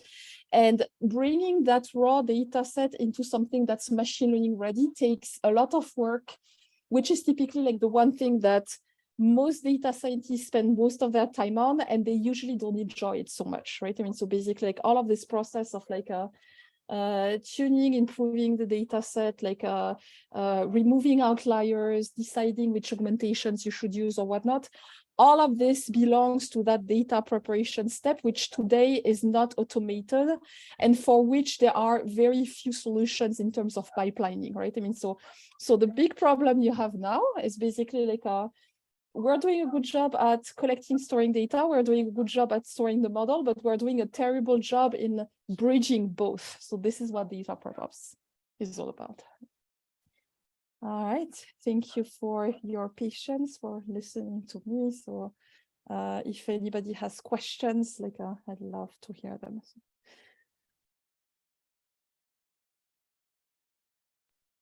Hi.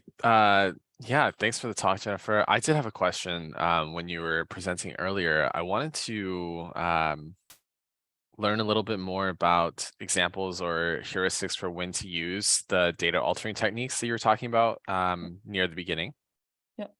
No, so look, like, so basically, like, my belief is that this is a missing piece of the puzzle, right? I mean, so basically, like, you're asking me, like, when to use it. My answer is going to be, you should always use it, right? I mean, so basically, like, so just the same way that the ML ops market provides us with support for, you know, like for model building, right? Basically, like we need to do the same for data prep ops. Otherwise, you don't have this continuous pipeline, right? I mean, the only hope we have to have a fully automated end-to-end like training process is you don't have to manually take care of the data, essentially, right? I mean, so now if your question is like, when should you use data-centric AI? Look, unfortunately I didn't include that slide on my talk, right? But basically, like for me, one does not exclude the other, right? I mean, so the model-centric AI approach consists in taking the data in and then making changes to your model through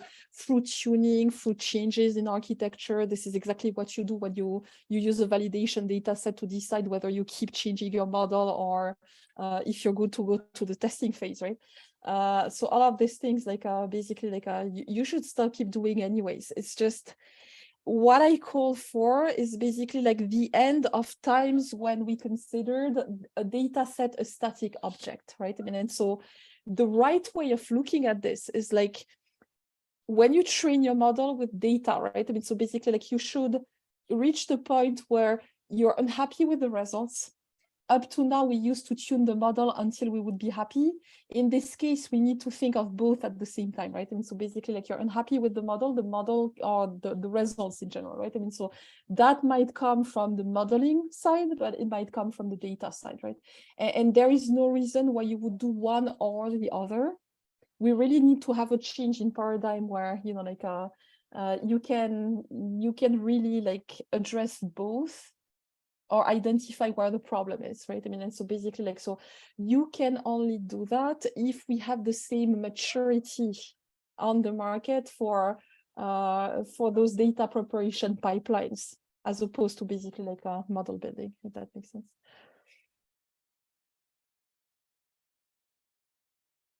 Yeah, thanks for that explanation. Does anyone else have any other questions as well?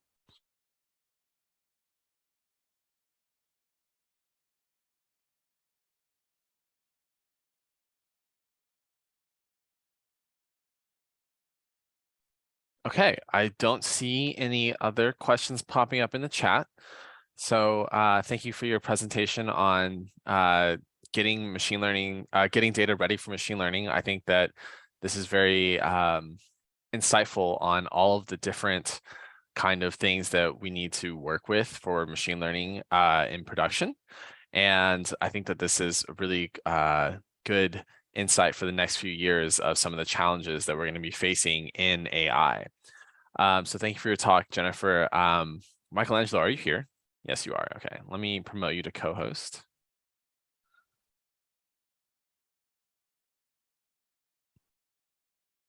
Okay, can you unmute yourself?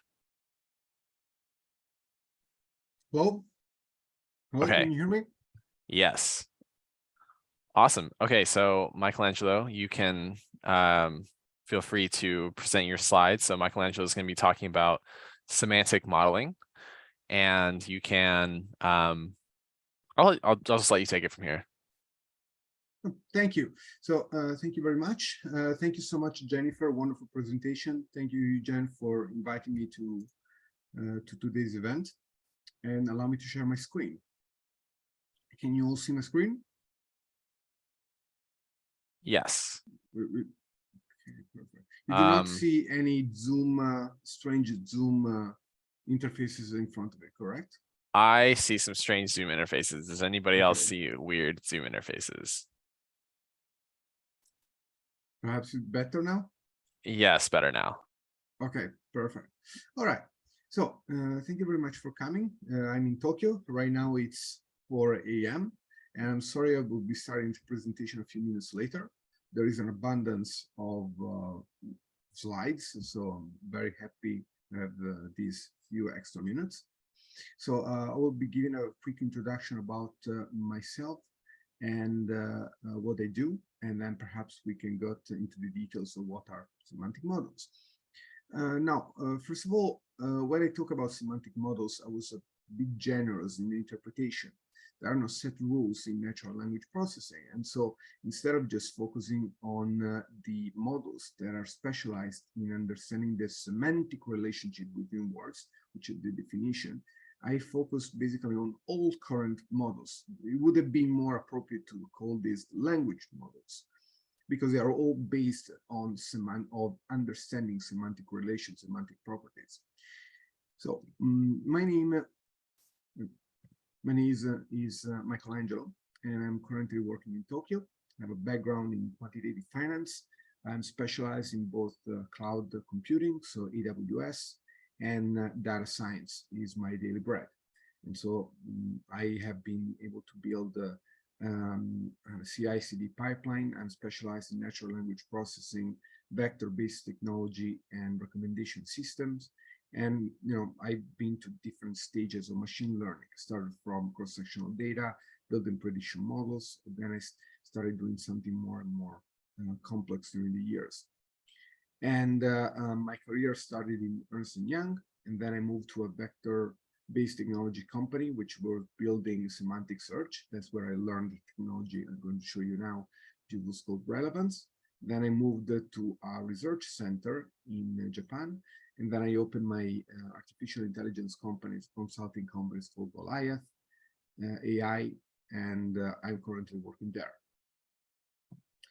So what is going to be, and also feel free, of course, to ask me any question anytime. I'll try to stop the presentation and answer so you can understand clearly. So what are we going to talk about today?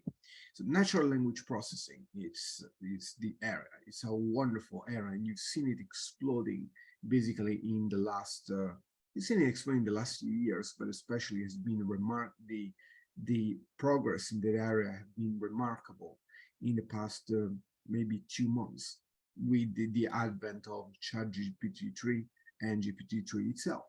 And so, there is a huge hype in natural language processing at the moment. So I would briefly talk about what has been the progress of NLP in the past few years, just what have been the incredible discoveries, let's say. And then we can talk specifically about what are language models.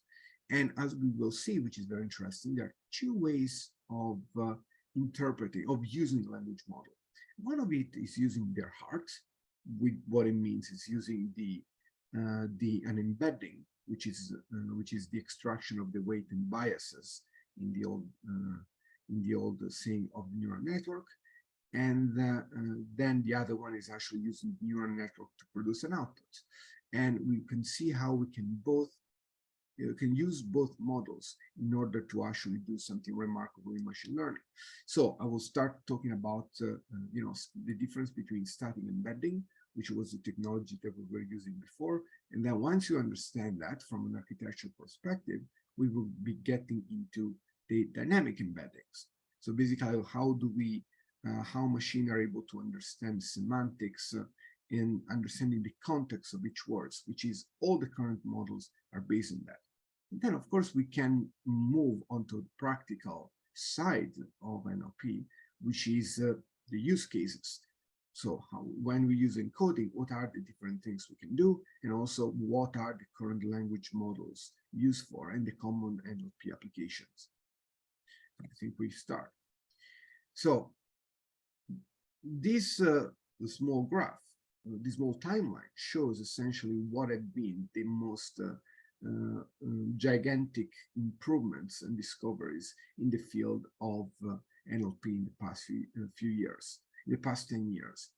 And there are way more. Like right now, if you fill correctly the graph, you will just be mind-boggling to see how many iteration of models have been proposed and tried and failed by scientists throughout the last few years to get to where we are right now.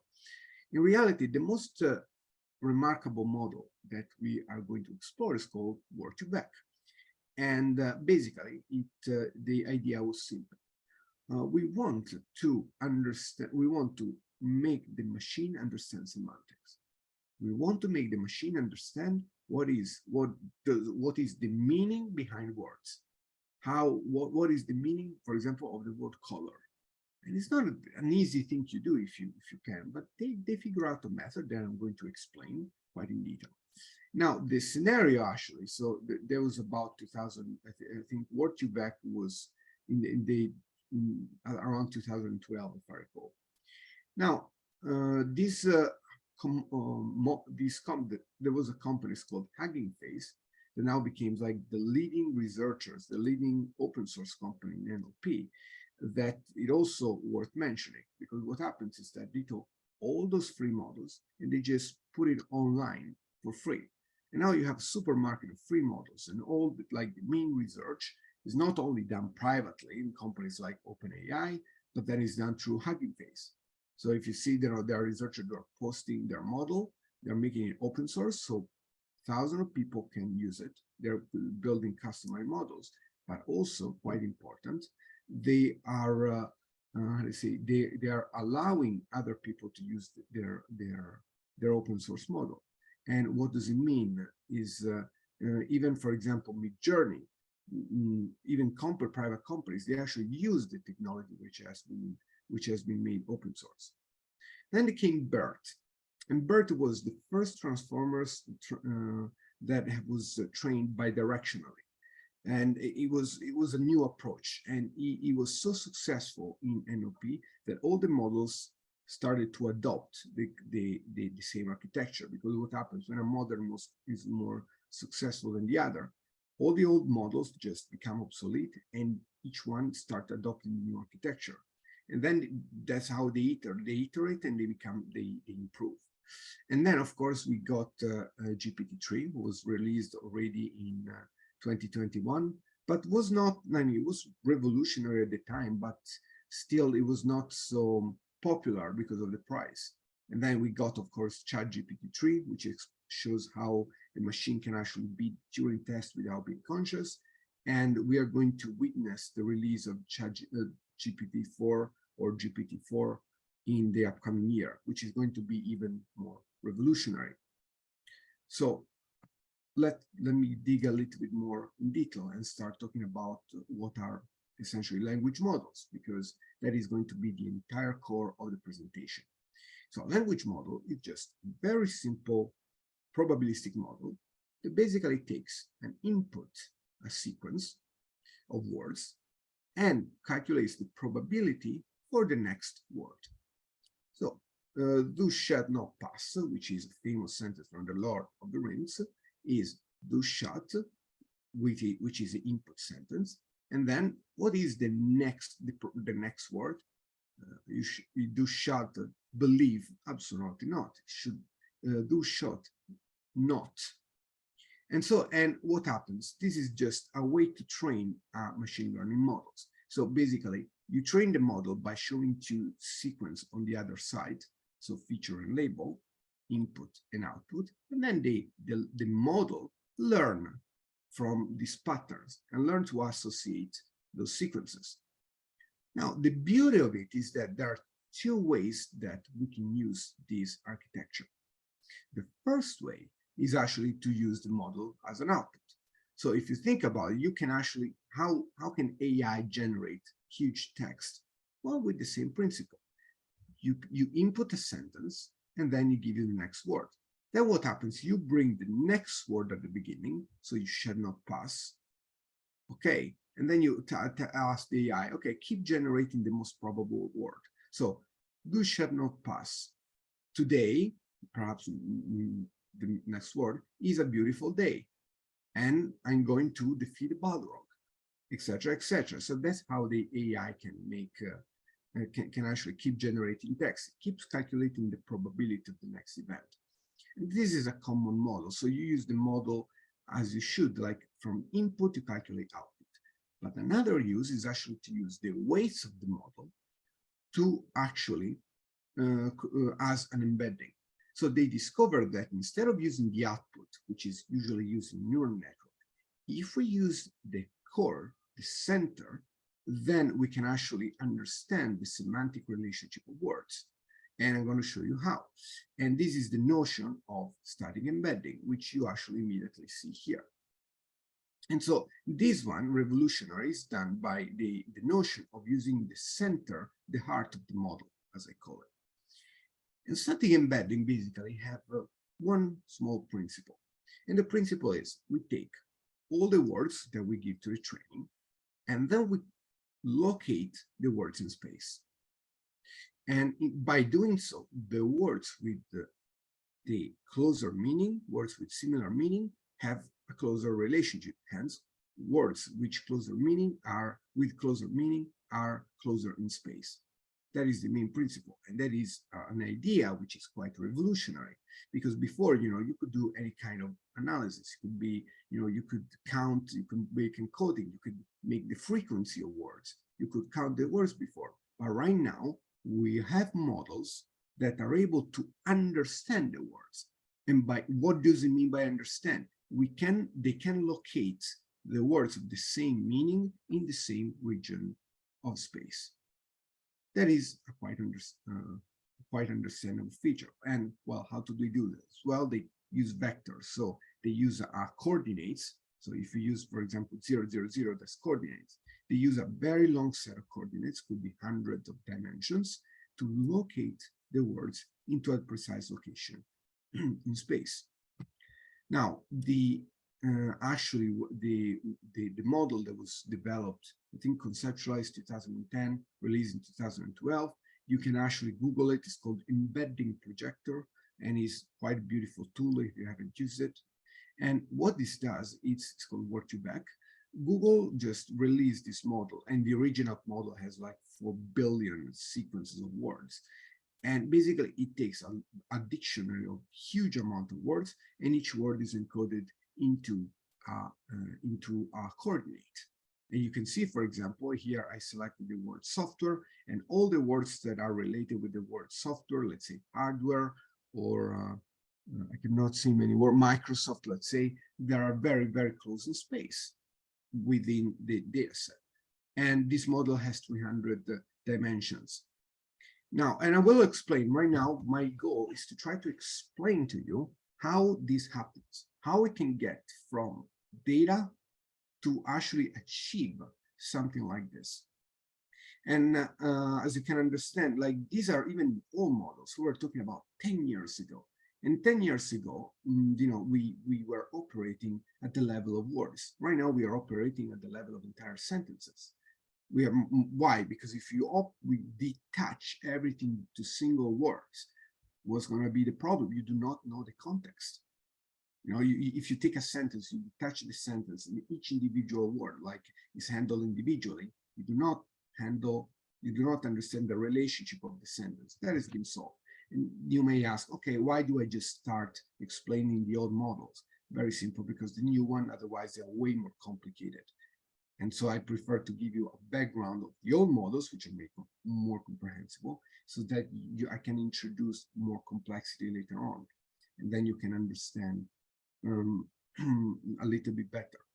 Also, feel free to ask any question if you have them at this moment. So, well, how do we actually get to something like this? How do we get into multiple points in space, to multiple words in space? Well, we use what is called an embedding.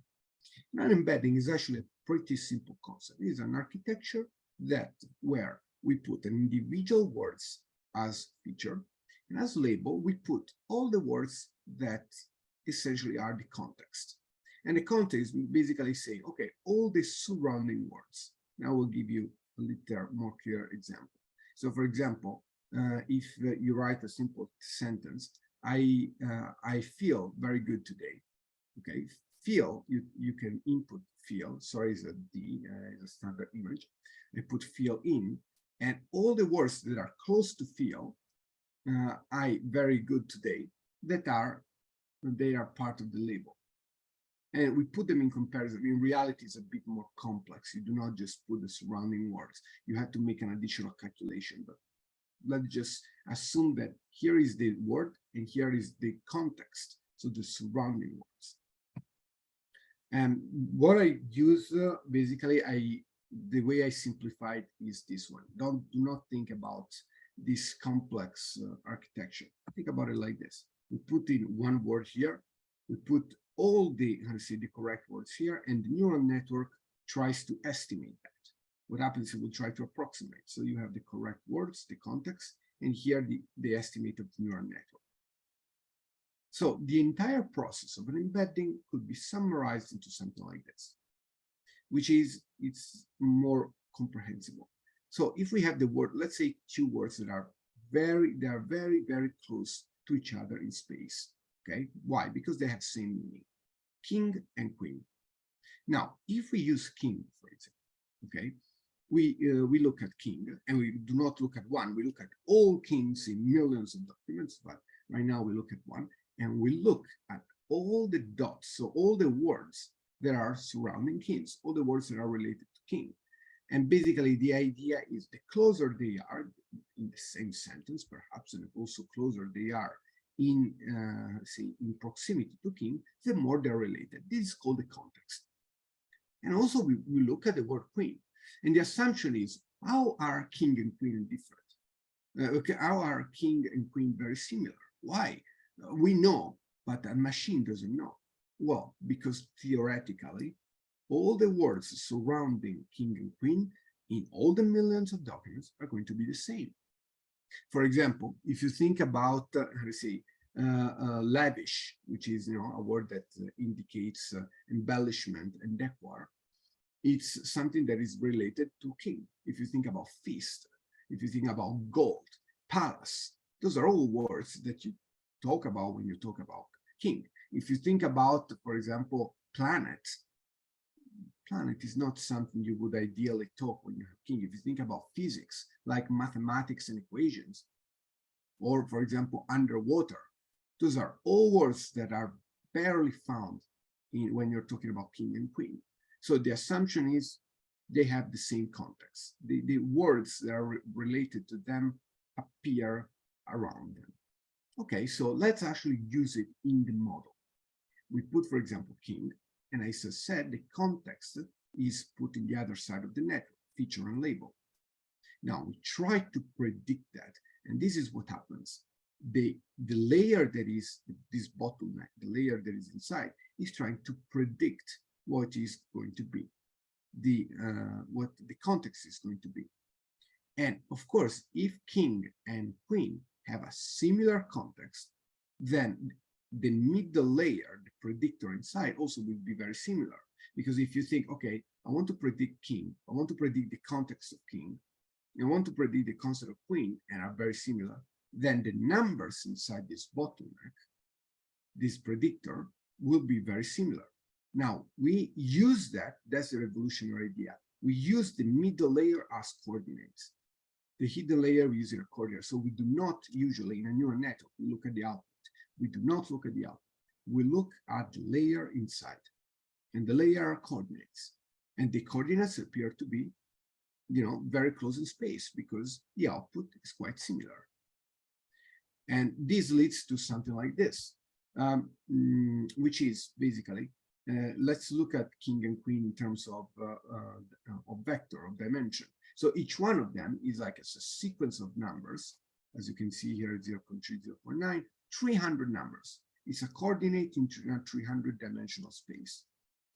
And so basically king will have like a context which is royal. So all the words which is related that are related to royalty, they are not like we assume they're related to royalty. And I'm a human, I can classify, oh, those words are actually, I would label them as royalty, but they are appearing in both king and queen. But that was the difference. The king has a male component because as a male, the queen is a female component. And so they both share the same royal component, but they differ in male and female components. And this is what really happens, is that their vectors, as we can see here, the number, like we can see 0.3, 0.9 would be equivalent to this, a long vector, 300 words. They will have similar vector, they will share similar dimension in the context that they share, different dimension, the same context. So the number related to the royalty, they will be very similar for king and queen. The number related for male will be higher for king and lower for queen. and the opposite for female. Female will be higher for king, for queen, and lower for king. And as we can see here, this is how the vectors appear. So for example, this is one of the most famous equations used in embedding. If we take queen and king, then we can take away their quality as women and men to get royalty. And so this is how we relate each other to them. And this is the same principle. Now, so far, basically, we have obtained, this is how we have obtained those words. We know that words, and I repeat, with similar context. So if we look at the words around them, the words with the similar context produce this map. All the words that are similar are in the same position of space. Now, this is called static embedding. And what happens, we work on individual words. And individual words, unfortunately, is not so advanced. I recall, for example, one interview that I made, they gave me 65,000 books. And they said, Michelangelo, try to cluster, try to get the meaning of those books. And I did not know about using dynamic embeddings, how to use them. And I was forced to basically make a huge algorithm that was trying to use the embedding and average them of all the individual words of every sentence. Right now, I can do it in way less amount of code. So the idea of dynamic embeddings is born with transformers. And here I will not get into detail because transformers are too complex to really explain in 5 to 10 minutes. The architecture is quite revolutionary because we replaced neurons with what is called the self-attention mechanism. Attention is all you need. That is the paper. And before we were trying to use neurons with as an attention mechanism that we'll explain later. Right now, we just got rid of neurons and we use this system instead. And then the other part of the system is called encoder-decoder. And what it does is basically create this embedding that I just showed you, but dynamic, always changing depending on the order of the sequence. And so the first part is basically the encoder-decoder. We encode a sequence. So for example, je suis étudiant, which is I'm a student. And then what happens? We pass in the state. Basically, we convert the output of the encoder at the end into a vector, and we pass it to the decoder. And then this latent representation as a vector is then decoded into text. Now, what people mean by that is way more complex, which is not passing a vector. We technically pass in the state, but just understand that the principle of it is sequence to sequence. Pass a sequence in, and then as an encoder, we encode it into vector, and then the vector is converted into the sequence in the other language, let's say, or the other kind of sequence we are going to use. And in reality, just to give you an idea, this is self-attention mechanism. I will not explain it, but just the image shows how complex it can be. This is, however, the output that we are interested in. And basically, the self-attention mechanism, and this is called, this is obtained with BirdFizz. If you want to look at the image, it's interactive, very beautiful. It shows basically how each word relates to the other. If you look at the word, for example, the cat sat on the mat and the cat lay on the rug, two different sentences. The first D is related to the first sentence, the cat in the first sentence, and will not be very important for rug, which is another complete sentence. So, you know, this mechanism is basically tell you how the words interact with each other, how important is one word for all the other words. And the way we obtain it is basically each layer, if I'm correct, is each multi-head mechanism, which is based one on top of each other, and then we use something called head. So we repeat the same mechanism all over again. And then we obtain which one has a different head, and then we obtain this final mechanism. And basically, this one, well, how is it useful? I'm going to explain it right now. So basically, before we called a static embedding. Dynamic embedding is basically saying you take one sentence and you convert this entire sentence into a vector. Incredible. Right now, we we moved from an individual word into a sentence. So what's the difference? In a sentence, you can actually, instead of just average them, you can actually weight each word depending on the order. So if you have, for example, the bright light was shining. Okay, light in this sense is closer to the is going to have a connotation about light, about the sun. Is very close to the sun. But for example, the iPhone is very light. Light in the sense is not related to shining. It's related to weight. It's not something that is bright. It's something related to weight. And the effect is, with this new model, we can understand through the context even better the meaning of each word. That is the principle. This principle, and I'm going to get more technical, right? No, more technical, sorry, less technical right now, and more practical. And the other side of the presentation, I'm just going to explain the use cases. So I hope all the engineers may have had their fun while I was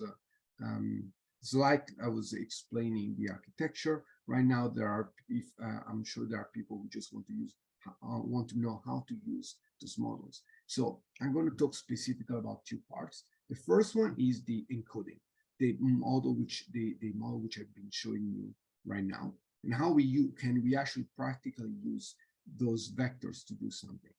And the second one is, well, we look, instead of at the heart of the model, we look at the entire model, and we can look at some of the things that those models are used for, including generative AI and how it works. So the encoding, how I explained before, it works by taking one sentence right now, and we convert that sentence into a vector. And we are talking about practical things, no more theoretical. And right now, as you can see, I can convert an entire sentence. Here, for example, I'm eating a hamburger. Is your salad good? Here is related to food. Chocolate is food. And here is about warriors. Okay. Well, how does that help? So first of all, we can use a principle called, we can improve our searches.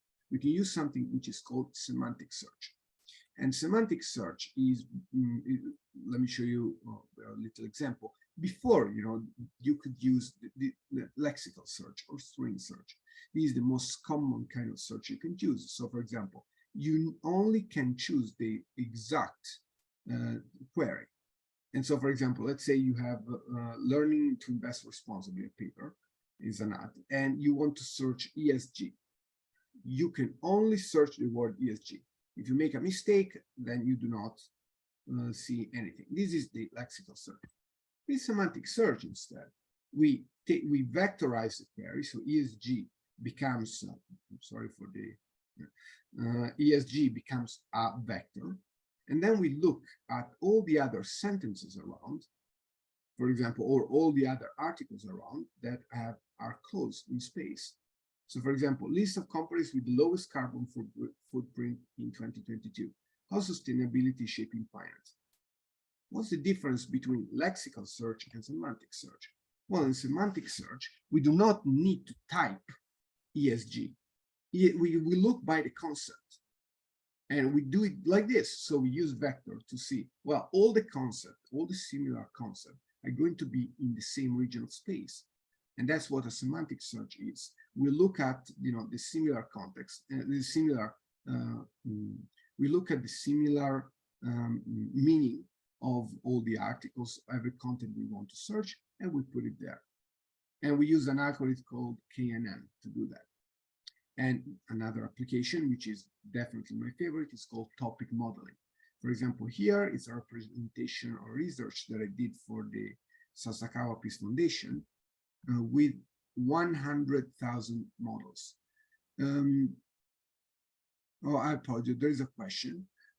You mentioned that the weights of the words are based on context. Does that relate to the type of word now with adjective? Yes, with the latest word, this is also taken into account, because, for example, if I'm assuming, because the latest model not only the way that the weights the way that the attention mechanism works right now, I think right now, is that also the subject has a different is a different impact on all the other words. If, for example, if I take because, for example, a word can be the noun, the protagonist of the sentence. It could be an adjective. So light in that sense, it's an adjective, but light it could also be be used as subject, and the models can actually understand that. For example, the light was shining, or the that is subject. Sorry, because yes, that is noun. The light was shining. But then, for example, you say the iPhone is light. Light becomes adjective. And so, yes, to answer your question, the current model they actually take into account. So to finish that, sorry, those are 100,000 articles modeled in space. Then what do we do? After we convert them into vectors, then we use clustering. And by using clustering, then we can identify what are the main topics. Because, if you look at a region, all these regions have the same meaning. And all the content in this region have the same meaning. So I just look at the frequency of words, and I can say, okay, that's a common topic. What are common applications to this? Well, when we have a lot of documents, when customer feedback, we want to look at customer feedback. We just look at them in groups. Reviews, Steam reviews. There is something, for example, is very fun to see. A ton of articles, research, something like this. Another one is customer segmentation that you hear a lot. And what customer segmentation does is basically imagine you have customers, and customers, you can encode them in different ways, but let's say each customer describe what they like. Or even, for example, you have the history of what they buy. And so you convert a customer into a document space, then you can actually isolate a different niche or market. You can do it practically. You do not have to Google for this research, but you need to have sufficient data. And they understand, okay, these are proper research, and you can even use hierarchical clustering, which is a hideous algorithm to be using, to even subdivide your entire group into different niche made of even sub-niches. So you can even use recursive clustering for that reason. And then the other part of the presentation, which is you might find very common application, but just to show you how basically it works, is that right now we have been using the heart of a model, as I said, the encoding. All the technology is showing you just to use the part of the model. Now we are using the output of the model to actually make a use of the model. So I think that's the other part of the technology that we're talking about. And of course, the most common one, as I explained before, it's language models and large, generative AI, the AI that is able to generate text, as ChatGPT-3, for example. And so basically, to recap, the language model predicts the probability of the next word. The word is fed again into the model. Then we can ask, okay, just keep generating infinitely. Now, in reality, infinitely is not a possibility, because the more you generate, the more memory it takes. And so the model usually is like it takes more and more memory to go. Sorry. Can you hear me better now, Jen? I think, okay, so I'm assuming yes. So there is a limit to the number of words you can feed into the model, because otherwise the model doesn't have unlimited memory. So you have a limit. In this case, if you check with ChatGPT-3, you can feed maximum 2048 words. After that, yeah, you need exponentially more computing power, and it becomes prohibitive to just use the model. Now, these are common NLP application, and those one, for example, are the sentiment analysis. And the way it works is basically same principle. You train the model as, you put a sequence of words, and then you teach the model that is a specific number. And you would say that's a regression model. Even transformers can be used for the, even transformers can be used as the same principle. And of course, sentiment, you know it all. That's the main algorithm you're going to use when you learn NLP. You put in this sentence, and if the sentence is not neutral, there is actually an emotion inside. It detects what the impact of the emotion. You can extract sentiment, polarity, emotion, and mood. And right now, for example, even the emotion themselves. This one, that is very interesting for you to see, because you cannot find it on the internet. There is an API which is called CDFalcon. It took me a lot to understand how this is called. And this is called aspect-based sentiment analysis. So you can identify what are the subjects in the text, and then you can understand how the words relate to that text. And and if you do that, for example, you can use that in the stock market. This is best application is the stock market to identify, okay, you have many articles that talk about many things, but Google had this sentiment in all the markets. Bitcoin had this sentiment in all the markets, etc., etc. My regards, this is very unpredictable, very complex to use. There isn't a general way of doing it. There are general models that try to do something like this. None of them is successful. You get disappointed even in small data. And of course, there is name entity recognition. So basically, you label some parts of some sentences, some part of the text, and you basically the model is able to identify those parts of the text. And then, of course, there is the standard name entity recognition, which is company, date, location, names of an organization. I think those are the standard ones. And then, of course, people can fine-tune their models. So, for example, we have models that are able to recognize foods like Indian food or Italian food, or other models that are able to recognize cars. And so you can have multiple models that interact at the same time to basically label, auto-label the text. This becomes very useful when you have, for example, you're running a social media, and in a social media, for example, you want to label the content, and this can actually do it very well. And so, as closing remarks before Q&A, I would like, however, to give you an understanding of what are common applications of perhaps NLP that you can use if you're new to the field. And one of them, for example, that performs semantic search is called Amazon Kendra. I will not recommend it because it's cost a fortune, but at least you can try with semantic search. And I say it's basically you input the document, and within all the document, you can perform semantic search. There are better applications, but at least if you want to know, at least in AWS, what's the service called Kendra. Amazon Comprehend, which performs very simple like NLP task, like the one I showed you now, name entity recognition, sentiment analysis. Hugging Face, which is the company that contains basically all the models that you can use for free, and especially sentence transformers, the library used for the encoding. CDFalcon API, the one that uses this model here, aspect-based sentiment analysis for the stock market, that's going to be useful. And then you have the equivalent of AWS, Google Cloud Platform, also Azure has one. And then there are other companies like Monkeylearn, OpenAI, Relevance AI that all deal with NLP and specifically vector-based technology. And yeah, I think we are ready for the Q&A. If you have any question, I'm sorry I finished a little bit too fast. I tried to enter the 40 minutes. And yeah, also if you go to the website goliath.jp, or if you Google Goliath AI Consulting, I have a ton of guides, most on the low technical side, but I think that could be quite useful. Thank you, Eugen. So please open the microphone and feel free to ask as many questions as you want. I'm sorry if I was a little bit too in-depth. It was kind of improvised.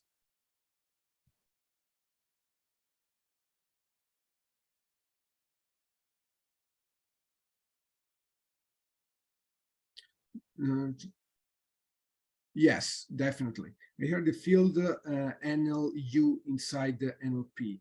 Would you say the semantic model for in this field? Natural language, NLU basically means natural language understanding, if I am correct. And basically, natural language understanding, I think, is the broadest way to encapsulate all the applications for NLP. I cannot think about anything else than NLP. I think 90% of NLU could be said of being NLP, because it just, it became so broad that is the field. Semantics models are definitely in NLP. Yes, because NLP are basically all the language, all the applications that AI can be applied to text. And semantics model actually became very big, and we could say is the heart. Every language models right now, their heart has a semantic base. Like because if you take away the semantics from any language models, then you cannot obtain all the relationships that are found. Basically, so it's necessary for every models.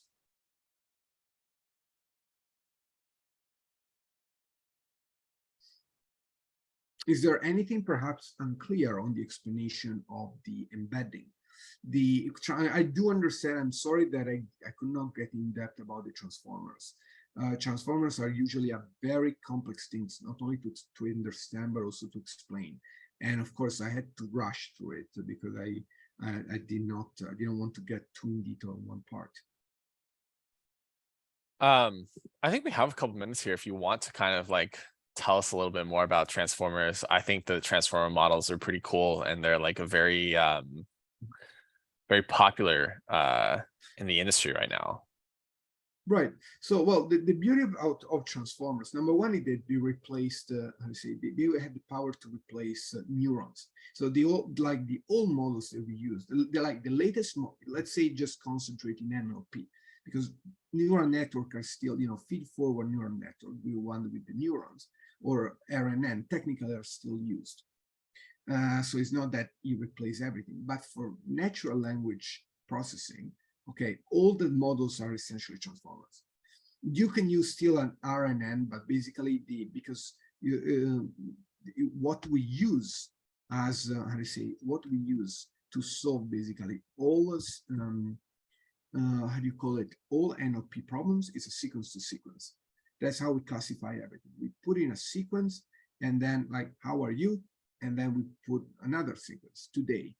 Well, today I am, first sequence, having a beautiful day. And by doing this split, and correct me, Eugen, I mean, you're an expert in NLP too, but by doing this split, then we can put on the two sides what we want to give and what we want to predict. And we can do like a ton of stuff, a ton of stuff this way, including translations. Now, the beauty of transformers is basically the model is more optimized, but you do not need the problem of choosing, for example, the structure of neurons. Number one, the revolutionary thing compared to RNN, which is the previous model, is that the attention span, the amount of memory that is translated is portrayed through the transformer over time is much bigger. So what happens is that if you give a sentence, even with the attention mechanism in an RNN, unfortunately the sentence was starting to the beginning of the sentence was starting to fade. And then of course with more advanced model, you solve the problem, and basically you have a sentence which is more complete every single time. And you use basically doing two things, both the attention mechanism and the encoder decoder. And so with the encoder decoder, imagine you have an RNN, with the sequence, you do not only compress it into one sequence, you try to pass as many information to the decoder as you can. But then of course you have the diminishing gradient as a limitation. Transformers do not have that problem. Now they have something which is called the multi-head attention mechanism. Multi-head is because whenever we pass in the inputs, if we want to convert them in the attention, and here, for example, the attention will be machines and thinking, because not these huge things with those two sentences, that doesn't make sense. But here the input are thinking machines. So we have like a matrix and thinking machines. We use what are called like different heads. So we already propose the same calculation with the different features and with different layers multiple times. Those are the number of heads. And as a result, you'll have like a layer, and the layer is each one of those, if I'm correct, is called a layer. And then later on, we have, for the number of heads we have a different color. And then we have strata of different heads. And each iteration is used to actually make the model better and better. And so we use a sequence, as you can see here, of multi-heads. And then after that, basically, we can grab the attention, the relationship of each part of the sentence with high accuracy. And the last thing that I do not know how to explain very well is basically the positional encoding. So the problem with multi-head is that, unfortunately, the sentence, we know the relation where we do not know the position of the words. So we had to add, as a technicality, this positional encoding, which actually translates the position of each word inside a sentence. I think these are something more detailed to add. In reality, to make things proper, it would require a much, for example, personally, I take care of those graphs because I want a complete understanding. It will require more graphs to basically give a full comprehensible explanation like I did with embeddings. But I think that is quite understandable, I think, as of now.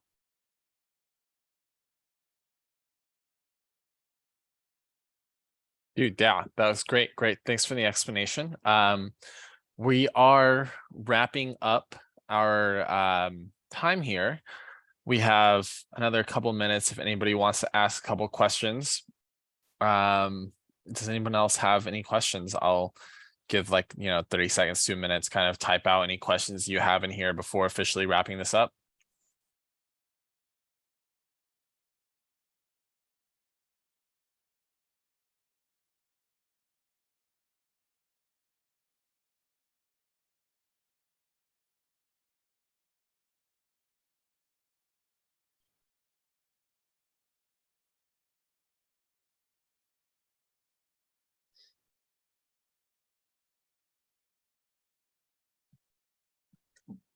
Okay, it seems like there's no questions left. I've dropped a link in the server if you would like to talk to Michelangelo and I, or outside of this, if you'd like to connect, jump into the Discord server, ping us, ask whatever questions you may want.